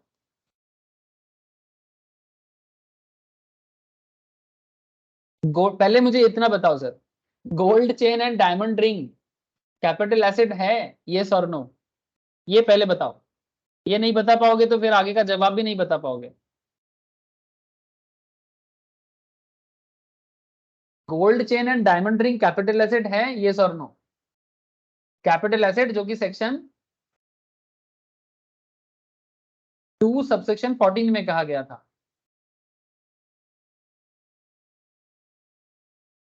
Yes sir. कैपिटल एसेट है सर। यस। पर्सनल इफेक्ट है सर। पर्सनल इफेक्ट है सर, ये पर्सनल इफेक्ट है पर फिर भी एक्सेप्शनल में आता है।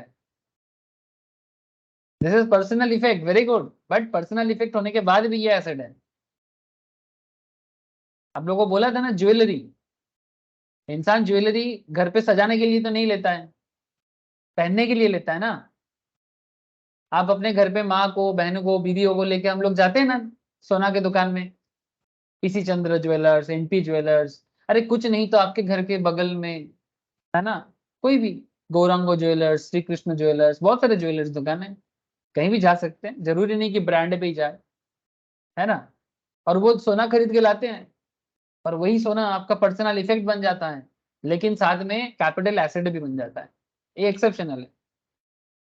तो गोल्ड चेन, डायमंड रिंग और कैपिटल एसेट, यही सेक्शन 214 कहा है। प्लीज कृपा करके ठीक से पढ़ा करो और ठीक से सुन लिया करो। They are not personal effects which allow not to be excluded, ये excluded था। If any profit or gain arises in a previous year owing to receipt of insurance claim, the same shall be chargeable to tax as capital gain. So the capital gain has to be computed by reducing the index cost of acquisitions of jewelry from the insurance compensation of 1,80,000। इसका मतलब क्या हो गया, आपको जो insurance company से मिला है ना 1,80,000, ये आपका गेन है, और आपका वैल्यूएशन भी तो 1,80,000 था करेंटली। आपका परचेज अमाउंट था 1,20,000 का। याद करो क्वेश्चन क्या बोला था, कि जब आपने परचेज किया था gold chain and diamond ring, तब कितने में परचेज किया था? 1,20,000 से 2005 में। इसका करंट मार्केट वैल्यू 1,80,000 है, इंश्योरेंस भी आपको 1,80,000 का ही मिल जा रहा है। तो आपका एक्विजिशन कॉस्ट कितना होगा?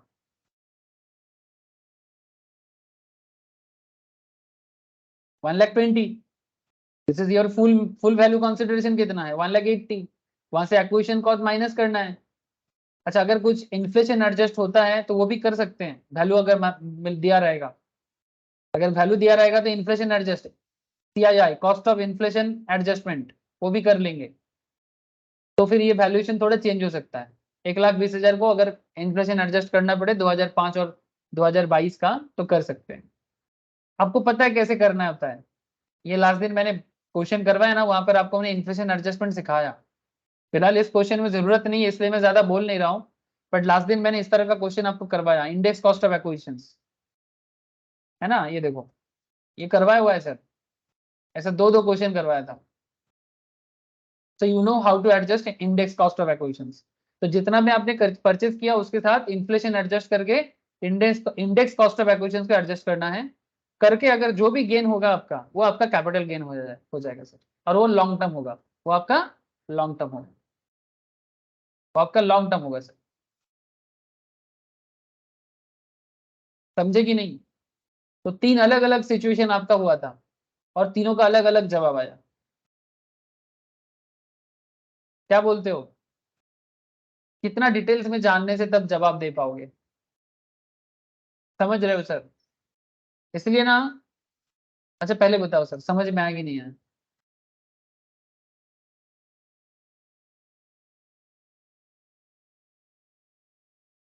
घर पे बाद में रिवाइज करना सर। সবাই বুঝতে পারছে? बोलो सर, সবাই কি বুঝতে পারছে না পারছে না? हैं सर। तो अगर आप बोलोगे सर मैं सिर्फ क्वेश्चन ही पढ़ लूंगा, आपने पढ़ा दिया हो गया, नहीं sir, that is not enough. Tax में प्रोविजंस बहुत है। हो सकता है कि सारा प्रोविजंस पे मैं क्वेश्चन ना भी करा पाऊँ, लेकिन अगर आपको एटलीस्ट प्रोविजंस पता हो ना, तो आपको जवाब भी आ जाएगा। प्लस माइनस पे कुछ नहीं है, मेन है जो है वो रूल में है। So if you know the rule, if you know the provisions, then आपको हराना मुश्किल होगा। ठीक है? एग्जामिनेशन डिपार्टमेंट आपको हराना चाहेगा ना, बट आपको नहीं हारना है। ओके। कैपिटल एसेट बहुत बोल दिया सर, और नहीं बोलना है। ये भी बहुत बोला है, ये कितना किलोमीटर में जमीन है, इसमें पूरे में मैंने क्वेश्चन करवाया। अच्छा, ये भी मैंने आपको बता दिया, पहले भी हो गया सर। 2 सबसेक्शन 42A ये शॉर्ट टर्म लॉन्ग टर्म को डिनोट करता है, माने कौन सा एसेट शॉर्ट टर्म होता है। अलग अलग टाइप ऑफ एसेट होता है ना, बहुत इंपॉर्टेंट है। VVIP कॉन्सेप्ट है सर, बोला है आपको, लेकिन आप लोग भूल जाते हो। भूलना नहीं सर, अलग अलग टाइप ऑफ एसेट है, आपको एसेट आइडेंटिफाई करना है। कौन सा एसेट 12 मंथ्स होल्ड करने से लॉन्ग टर्म होता है, सॉरी 12 मोर देन 12 मंथ, ठीक है, और लेस देन 12 मंथ, ये पता लगाना है। मैंने ऑलरेडी प्रीवियस क्लासेस में बोल दिया, अभी और नहीं बोलूंगा। 24 मंथ से ज्यादा एसेट होल्ड करने से क्या होगा, 24 से कम करने से क्या होगा, ठीक है। और एक होता है 36 से ज्यादा करने से होने से क्या होगा, 36 से कम करने से क्या होगा। ये सबसेक्शन 2 सबसेक्शन 42A में बोला हुआ है कि क्या एसेट होल्ड कर रहे हो, कितना दिन होल्ड कर रहे हो। इस पे पता लग जाता है कि शॉर्ट टर्म होगा कि लॉन्ग टर्म होगा। VVIP पॉइंट है सर, इसके बिना क्या जीना यार, ऐसा बोल सकते हैं। यानी ये पॉइंट नहीं जाना तो क्या जाना, ऐसा बात है। ठीक है, short term as well as long term मैंने दोनों आपके साथ शेयर किया। फिर मैंने आपको ट्रांसफर भी बताया, सेक्शन 47 बहुत इंपॉर्टेंट है, क्योंकि बिना ट्रांसफर का तो कैपिटल एसेट तो ठीक है, पर कैपिटल एसेट जब ट्रांसफर होता है तभी तो कैपिटल गेन होता है। इसीलिए ट्रांसफर का अलग अलग मतलब होता है ना? आपको हर मतलब को पता होना चाहिए। सेल, एक्सटिंग्विशमेंट, ठीक है, रिलिंक्विशमेंट, हर तरह का पॉइंट आपको पता होना चाहिए।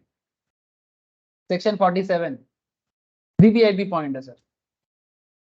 तो कब सेक्शन 47 में ट्रांसफर होता है वो क्लियरली बताया गया। तो सेक्शन 47, अच्छा एक चीज मैं बोलना भूल गया, एक सेकंड। सेक्शन 47 बेसिकली उसको बोलते हैं जो ट्रांसफर नहीं है। आई एम सॉरी सर, मैं बोलते बोलते आपको ट्रांसफर बता दिया सर। ट्रांसफर का सेक्शन याद है आप लोगों को? ट्रांसफर का सेक्शन याद है? सेक्शन 2 कौन सा सेक्शन में ट्रांसफर बताया था? देखो कॉपी चेक करो। सेक्शन 2 सबसेक्शन सेक्शन 2 सबसेक्शन 47 है ना। और ये जो सेक्शन है ये 47 है। आई एम सॉरी, मैंने सेक्शन 2 सबसेक्शन 47 समझ के आपको बोले जा रहा हूँ। सॉरी सर, सुन लो, मैं रेक्टिफाई करता हूँ अपने आप को।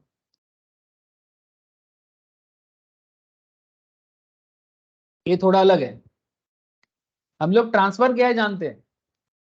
Section 2 subsection 47। यहां पर ये बताया जा रहा है सेक्शन 47 ये एक्सेप्शनल पॉइंट है कि कुछ एसेट ऐसे भी होते हैं या कुछ ट्रांजैक्शन ऐसे होते हैं जिसे हम लोग ट्रांसफर ही नहीं मानेंगे। भले ही वो ट्रांसफर हो रहा हो पर ट्रांसफर नहीं मानेंगे। सर ऐसा भी होता है क्या? हाँ सर, ऐसा भी होता है। भले ही ट्रांसफर हो रहा हो पर ट्रांसफर नहीं है, और ट्रांसफर नहीं है तो फिर कैपिटल गेन नहीं होगा, क्योंकि कैपिटल एसेट ट्रांसफर होने से ही वो कैपिटल गेन हो सकता है। अगर वो ट्रांसफर ही नहीं माना जाएगा as per section 47 income tax act 1961, तो हम उसे कैपिटल गेन भी नहीं मान सकते। जैसे कि बहुत सारे एग्जाम्पल है सर, बट वीवीआईपी एग्जाम्पल है, सारे के सारे इंपॉर्टेंट एग्जाम्पल्स है। जैसे आप लोग इसके बारे में तो जान सुना ही होगा, नाम तो सुना ही होगा। जॉइंट फैमिली तोड़ के क्या बोलते हैं उसको? न्यूक्लियर फैमिली बनता है। हेलो, जॉइंट फैमिली टूट के न्यूक्लियर फैमिली बनता है कि नहीं बनता? अरे बाबा, सुनो, 4 भाई हैं, 4 ब्रदर, 4 सिस्टर, ठीक है, एक पेरेंट्स का, ठीक है।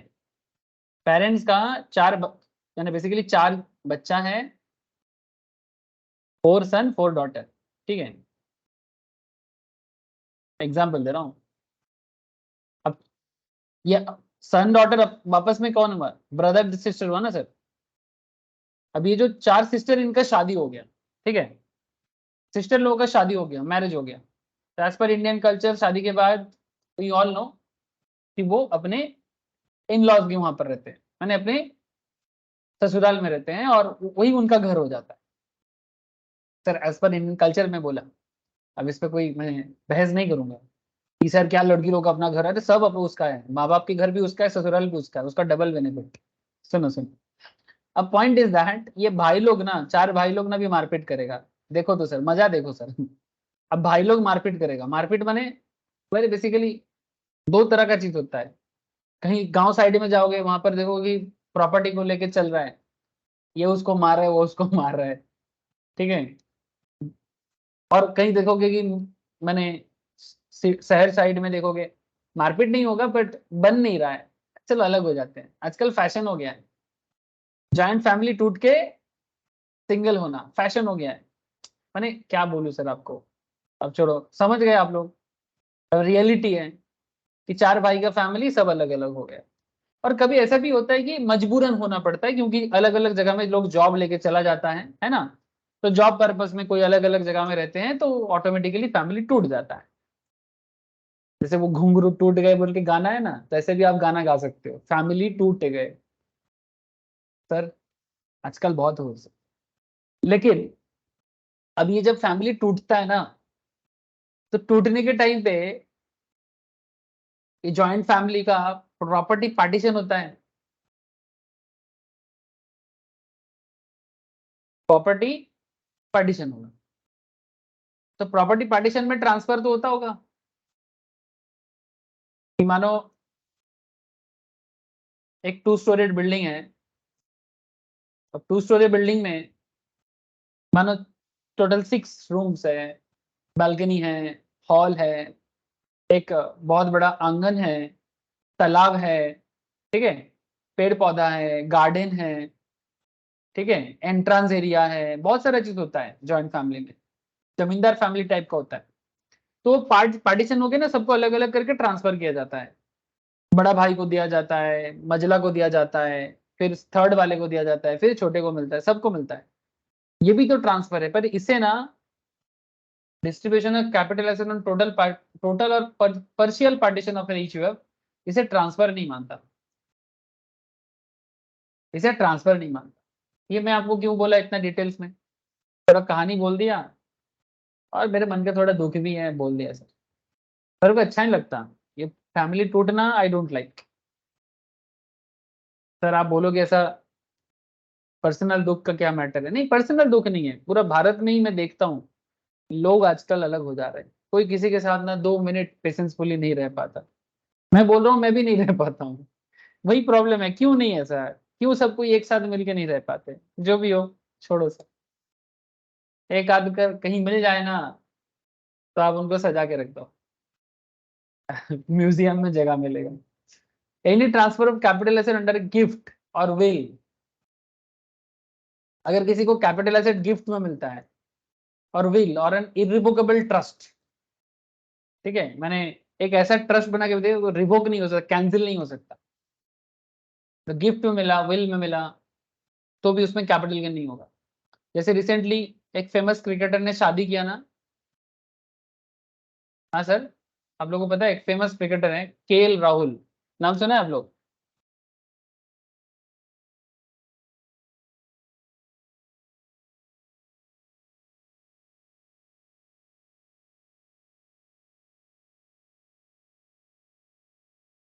इसको लेके बातचीत हुआ है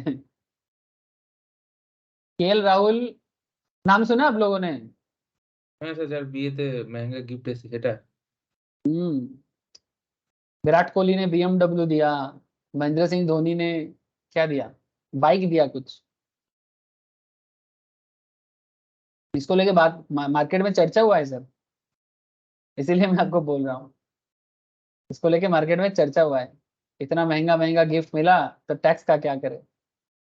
ये देखो केएल राहुल, आतिथ्य अथिया, क्या नाम है, आतिथ्य ना अथिया, जो भी हो, अथिया शेट्टी वेडिंग, सुनील शेट्टी का बेटी है, इतना मुझे पता है। Gift tax. Whether the rumors are true or not is a different thing altogether. But looking at the whole tax list of exhibited and wedding gifts, one wonders how much tax will the couple have to pay on these lavish items. As per tax expert Gauri Chadda, the answer is zero tax. They will not be liable to pay single rupee for the gift receipt. और उनको बहुत gift मिला है और महंगा महंगा gift मिला है, तो उनको सिंगल कुछ टैक्स नहीं देना पड़ेगा। जैसे मैं आपको बोला ना, विराट कोहली ने BMW दिया जिसका वैल्यू है 2.17 करोड़ अप्रोक्सीमेटली, ठीक है। कवासाकी निंजा दिया धोनी ने 80 लाख का, और भी बहुत सारे हैं, ये जस्ट एग्जांपल है, समझ गए?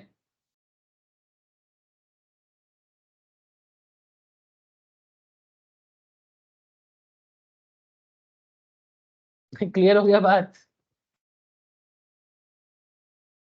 ऐसा एग्जांपल मिल जाए तो मजा आ जाए। Any transfer of capital asset by a holding company to its 100% subsidiary company, Indian company, or by subsidiary company to 100% holding Indian company. Sir holding subsidiary कहाँ पढ़ा जाता है कंपनी लॉ में, डिटेल्स पढ़ाई क्या होता है?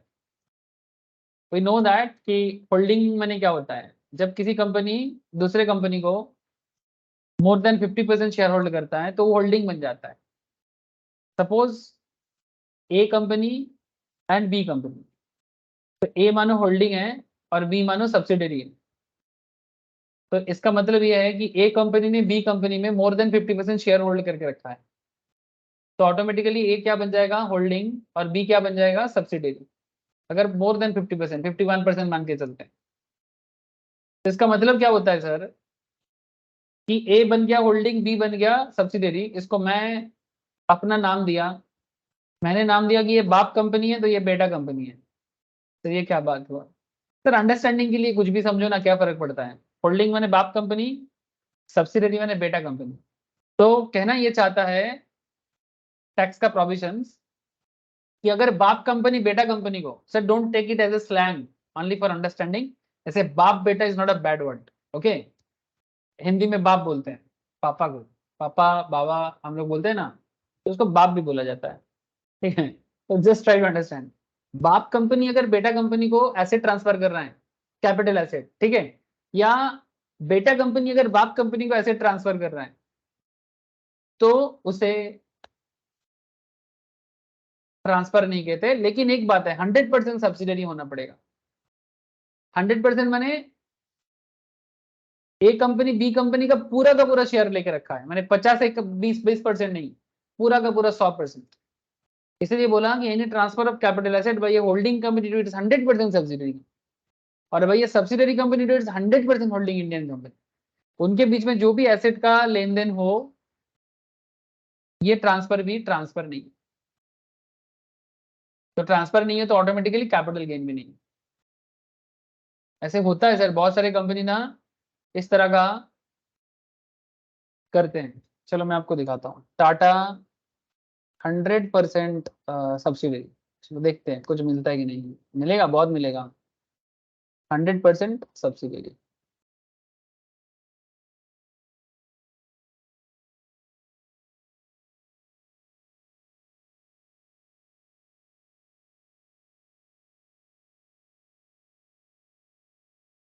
ये बेसिकली टाटा सन्स के नंबर पे नाम पे होता है। ये देखो, एक कंपनी है, क्या नाम दिया, इकोनॉमिक टाइम्स में ये खबर आ रहा है सर।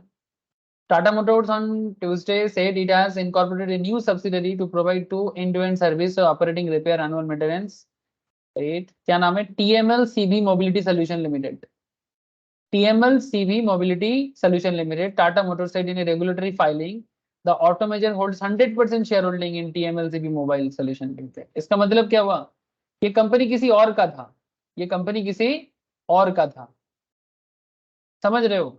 और उसमें टाटा ने 100% इन्वेस्ट कर, बात समझ रहे सर, उसमें टाटा ने 100% इन्वेस्टमेंट करके रखा। तो जब भी ऐसे 100% का मैटर होता है ना, तो उसे 100% सब्सिडी बोलते हैं। सर क्लियर, तो बोझा जाच्छे तो सर ये सब जिंदगी से जुड़ा हुआ है, माने बिजनेस लाइफ के साथ कनेक्टेड चीजें हैं। जितना आप कनेक्ट होके पढ़ोगे उतना ज्यादा याद रह पाएगा। अगर सिर्फ रटोगे, माने सिर्फ आपको मैं नोट शेयर कर दूं और आप बैठे बैठे रटते रहोगे ना, जिंदगी एक जिंदगी भी कम पड़ जाएगा।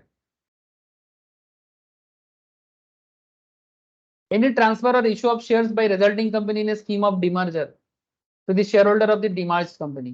जैसे जब दो कंपनी ना अलग होते हैं, issue of share by resulting company in scheme of demerger, माने पहले एक था भी अलग हो गया। रिसेंटली ऐसे डिमर्जर एक हुआ है, जियो सिनेमा नहीं रे बाबा, जियो फाइनेंस, जियो फाइनेंस डिमर्जर। रिलायंस इंडस्ट्रीज के पहले ये कंपनी हुआ करता था, ठीक है। ये देखो, मैं सिंपल जस्ट आपको गूगल करके कुछ खबर बता देता हूँ आपको नॉलेज के लिए, ज्यादा डिटेल्स में जाने के नहीं पाऊंगा। अगर ज्यादा जानना है शेयर मार्केट क्लास में ज्वाइन कर सकते हो, वहां पर बहुत ज्यादा बात करते हैं किसी भी टॉपिक में, क्योंकि शेयर मार्केट में ना सिलेबस तो एक होता है, पर वहां पर लोग ना सिलेबस खत्म करने के लिए नहीं आता। शेयर मार्केट क्लास में उन लोगों का मानना है सर कोई भी टॉपिक में जितना हो सके बताओ, क्योंकि एक टॉपिक आपको लाखपति बना सकता है। सीरियसली, एक छोटा सा टॉपिक आपको लाखपति बना सकता है, इसलिए वहां पर सिलेबस नहीं होता है, होके भी नहीं होता। बट यहाँ पर सिलेबस होता है, सिलेबस खत्म करने का एक होता है सर, शेयर मार्केट में नहीं है।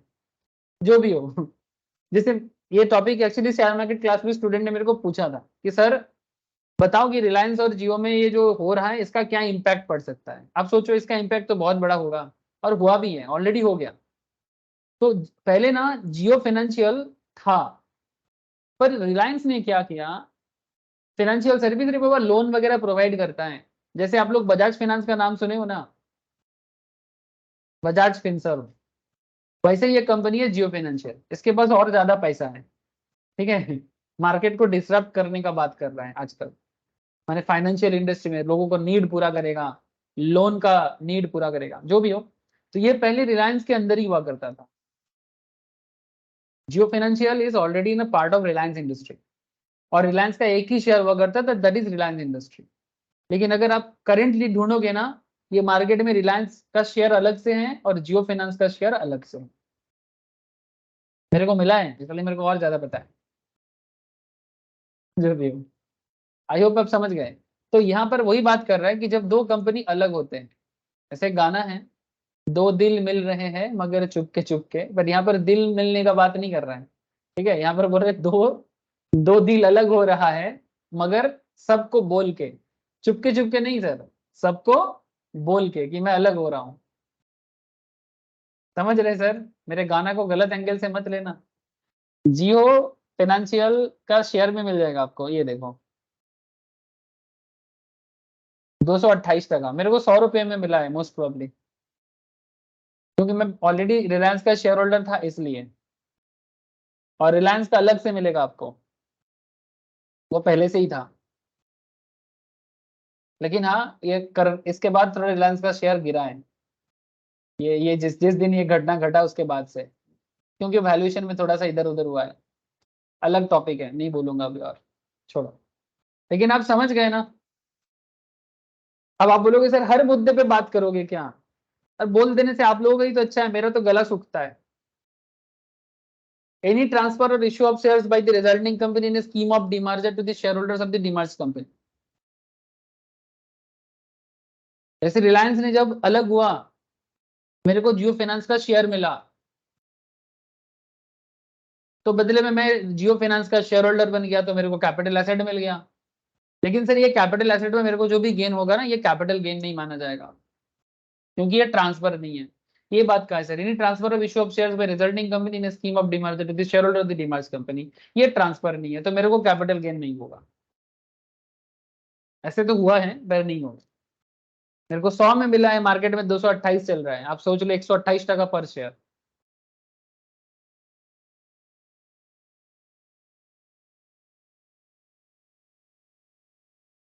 क्लियर है सर, बात समझ में आ रहा है? बोलो।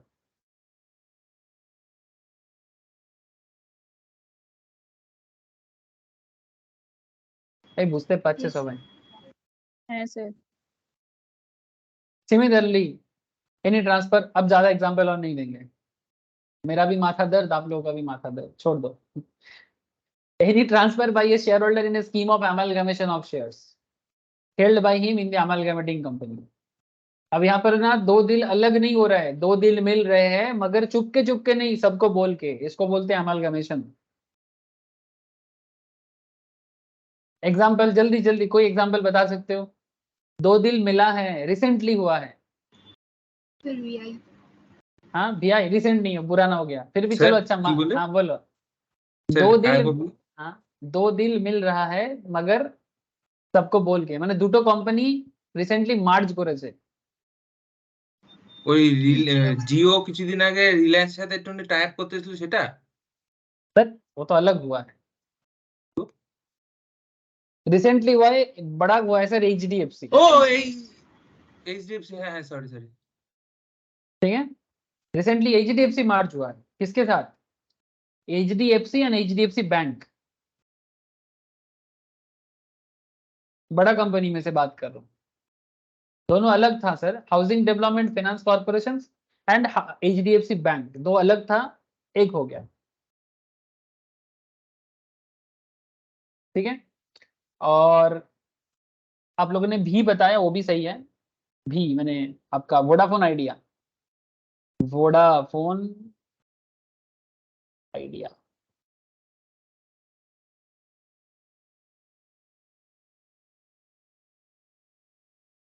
ये तो आप लोग जानते हो, ये बहुत पुराना बात है, नॉट न्यू। ठीक है, तो वोडाफोन आइडिया एक हो गया, मार्ज होके अमलगमेट हो गया, ऐसे और भी एग्जांपल हो सकता है। ठीक है, अमलगमेशन और मार्जर में भी थोड़ा फर्क है अकाउंटिंग टर्म में। अब मैं ज्यादा अकाउंटिंग मैटर में नहीं जा रहा हूँ सर, ठीक है। जब आप लोग मैम के पास पढ़ोगे ना अमलगमेशन वगैरह, मैम कराते हैं अकाउंट्स का एडवांस लेवल में, ठीक है। CS CMA सभी पढ़ते हैं, CS को भी शायद पढ़ा जाता है, एग्जैक्टली पता नहीं आ रहा है अभी, बहुत दिन से अकाउंट्स का सिलेबस सबका चेक नहीं किया मैं।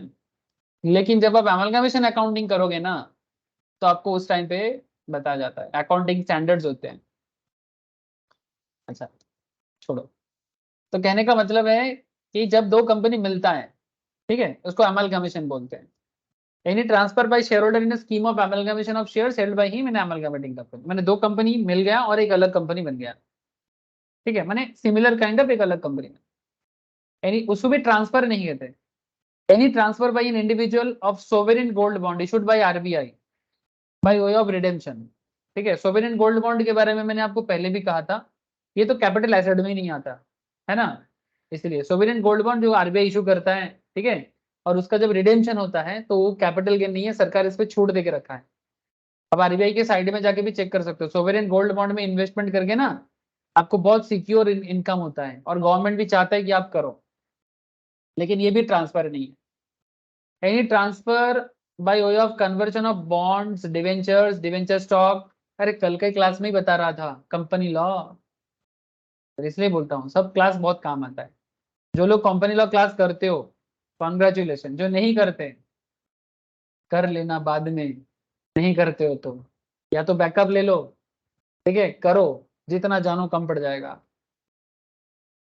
एक्चुअली क्या है ना, कुछ टॉपिक ये लॉ में और डिटेल्स बात हो जाता है, कंपनी लॉ की क्लास में और डिटेल्स बात हो जाता है, क्योंकि वहां पर लॉ डिवेंचर के बारे में ही सिर्फ बात होता है, बॉन्ड के बारे में ही बात हो जाता है ना, शेयर के बारे में लीगल मैटर में बात हो जाता है, माने शेयर का लीगल मैटर जो भी हो। क्या कहता है, any transfer by of conversion of bond और डिवेंचर, डिवेंचर स्टॉक, कल मैं ही बता रहा था डिवेंचर और डिवेंचर स्टॉक में क्या डिफरेंस है, कल का क्लास के शुरू में ही मैं बता रहा था।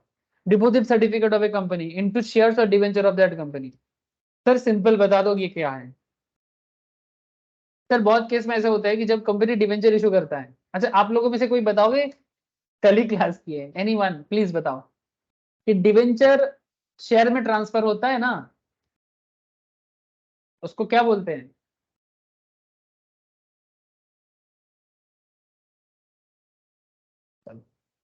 एनीवन ट्राई करोगे। Convertible debenture. कन्वर्टिबल डिवेंचर माने आप स्टार्टिंग में कंपनी को लोन देते हो एज ए इन्वेस्टर, लेकिन बाद में कंपनी आपको क्या करता है, उसी डिवेंचर को शेयर में कन्वर्ट कर देता है, ये स्कीम है। तो पहले डिवेंचर था, बाद में शेयर हो गया, तो कैपिटल एसेट हो गया, डिवेंचर भी एसेट की तरह काम करता है। सो पॉइंट इज दैट ये भी एक तरह का ट्रांसफर है, कन्वर्जन है, ये भी ट्रांसफर है, लेकिन इसे ट्रांसफर नहीं माना जाता।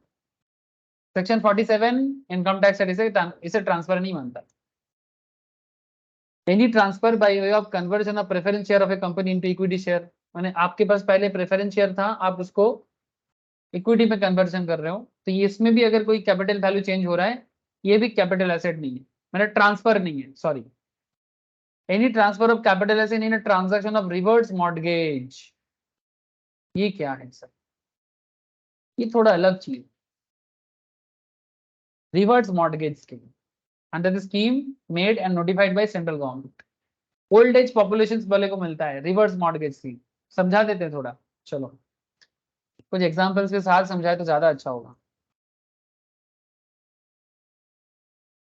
ये रिवर्स मॉर्गेज ना सीनियर सिटीजन को मिलता है sir, retired person, senior citizen. एक सेकेंड बता देता हूँ सर, रिवर्स सेक्शन 1043 का पार्ट है, एडवांस मनी रिसीव्ड, एक सेकेंड मिल तो जाना चाहिए।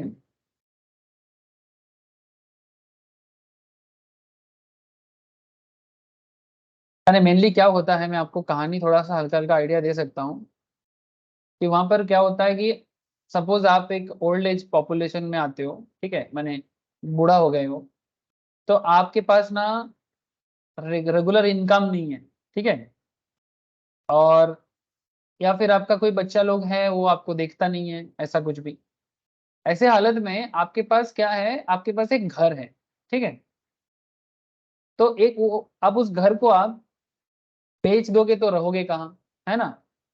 तो बैंक के पास क्या है कि बैंक ना रिवर्स मॉर्गेज स्कीम रखता है। बैंक क्या बोलता है उस सीनियर सिटीजन को, वो कहता है कि भाई आप एक काम करो, आप ना आपका घर मेरे पास मॉर्टगेज कर दो, पर जब तक घर मॉर्टगेज रहता है तब तक उस ओल्ड एज पीपल को बैंक घर से निकाल नहीं पाएगा। बात समझे सर? बैंक उसको घर से निकाल नहीं पाएगा जब तक वो चलेगा।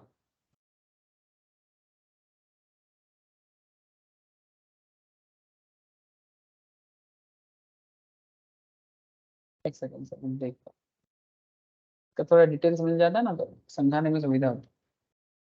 अच्छा, ये नहीं मिल रहा अभी करेंटली, बट ये इसका भी डिटेल्स नोट्स है, मैं बता दूंगा आप लोगों को, अभी मिल नहीं रहा है। ठीक है, तो बैंक क्या कहता है कि जब तक आप, मैंने बूढ़ा आदमी को कहता है कि जब तक आप ओल्ड एज में रहोगे, आपका प्रॉपर्टी बैंक के पास गिरवी है, ठीक है, लेकिन आपको बैंक हटा नहीं सकता जब तक आपका डेथ नहीं हो जाता, जब तक आपका डेथ नहीं हो जाता। और बदले में बैंक उनको ना एक इंटरेस्ट मतलब लोन भी लोन देता है, उससे वो अपना गुजारा करता है।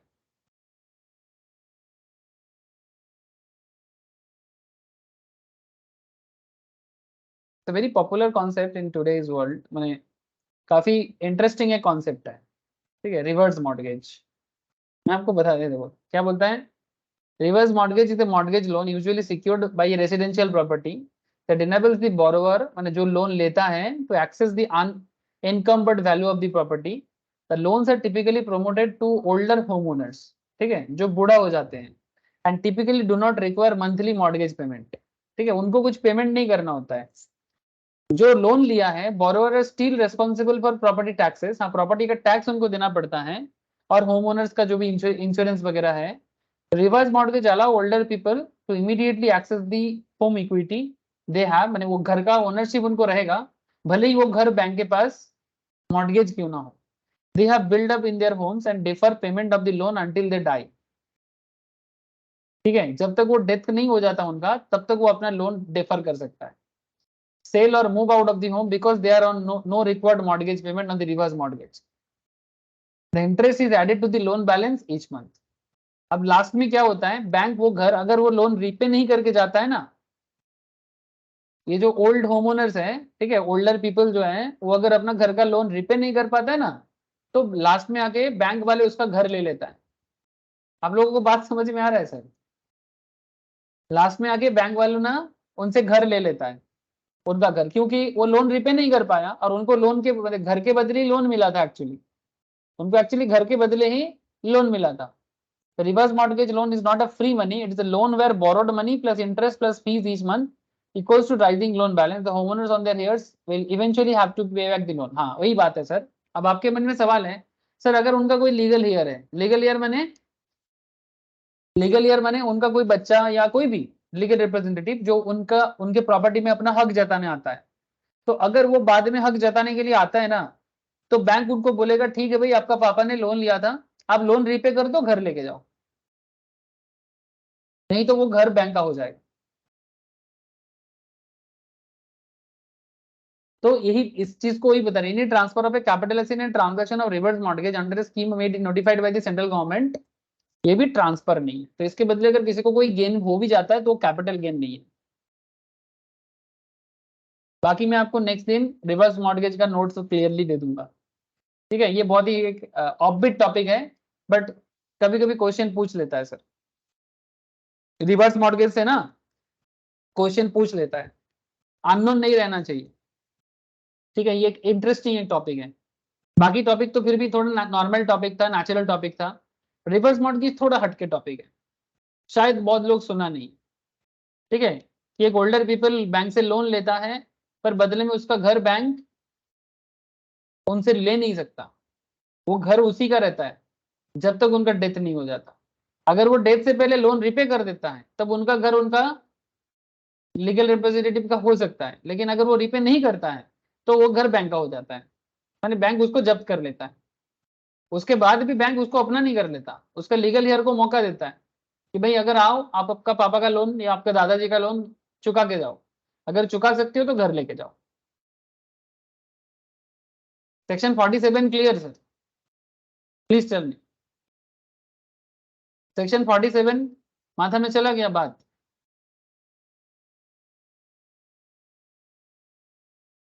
तो जब भी आपको इस तरह का कोई टॉपिक Yes, उठा sir. के इस तरह का कोई भी टॉपिक उठा के आपको क्वेश्चन कर दिया ना, तो घबराना नहीं, क्योंकि वो कैपिटल गेन में नहीं आएगा।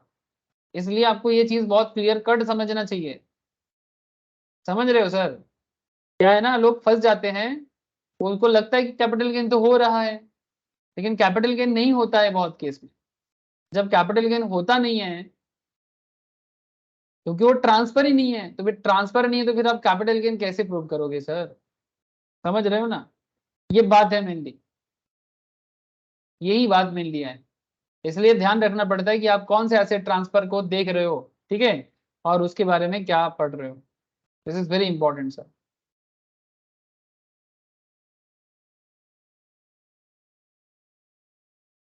हाँ, मेरे को एक क्वेश्चन मिल गया, चलो अच्छा है,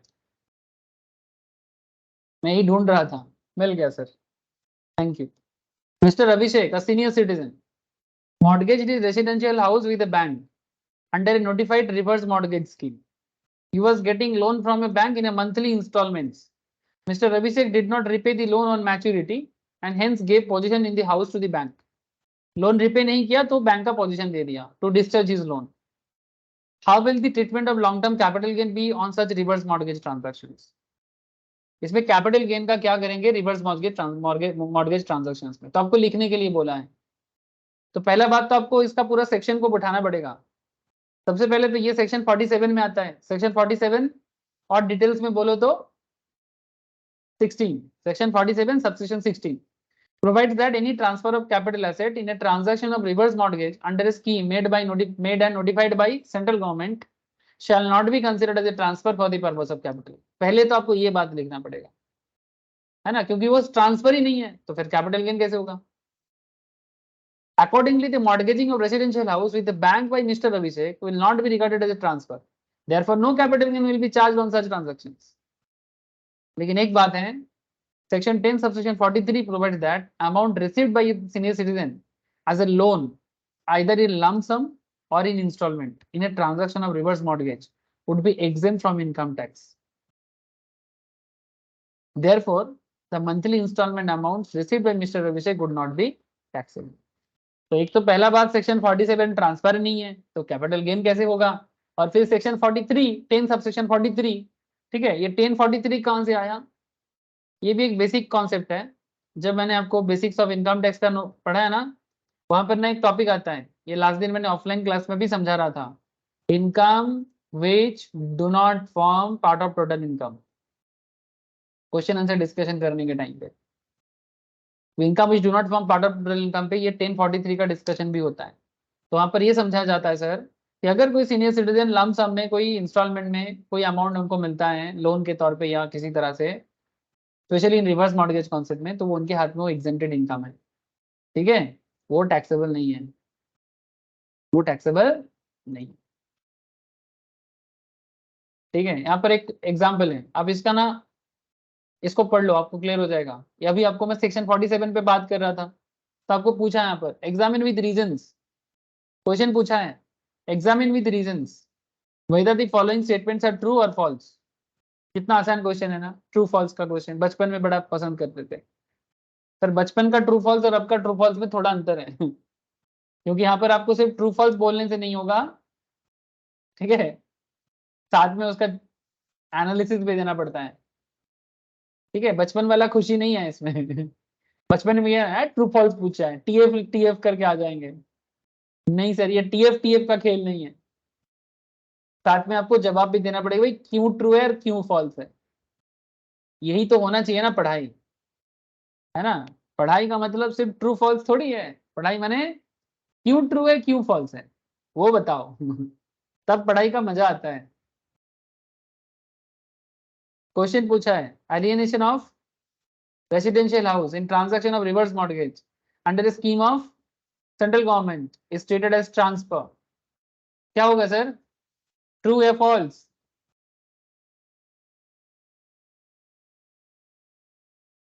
रेसिडेंशियल हाउस रिवर्स मॉर्गेज के तौर पे आपने दिया, जो सेंट्रल गवर्नमेंट ने नोटिफाई किया, उसको ट्रांसफर मानेंगे? No sir. है ना, तो ये फॉल्स है कि ट्रू है? फॉल्स है। अब ये कौन सा सेक्शन बताता है?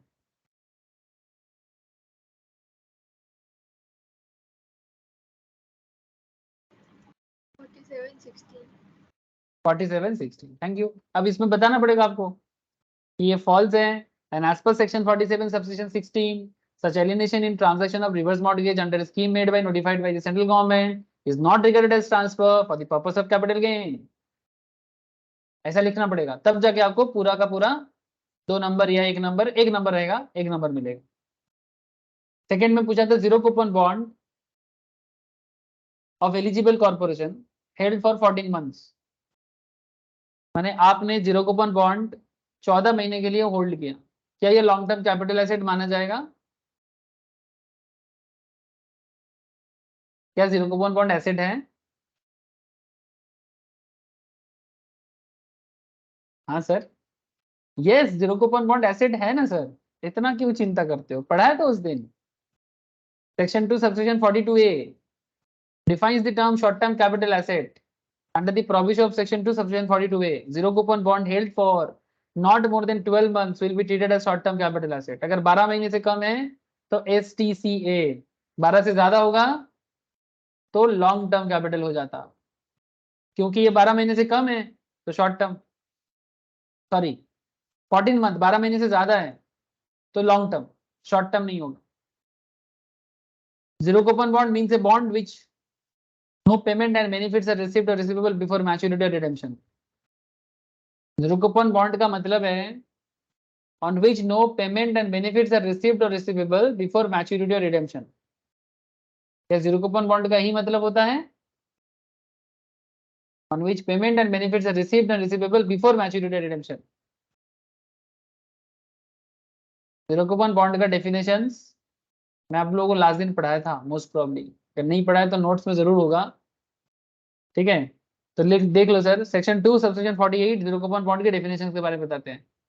Bond issued by any infrastructure company or infrastructure capital fund or infrastructure डेब्ट fund or a public sector company or a scheduled bank on or after 1 June 2005 in respect of which no payment and benefit is received or receivable before maturity or redemption from such issuing entity which the central government may notify in this behalf। issued at discount and redeemed at par, ऐसा होता है। 1000 का bond होगा तो 990 में मिलेगा या 980 में मिलेगा और पार में रिडीम करेगा आपको।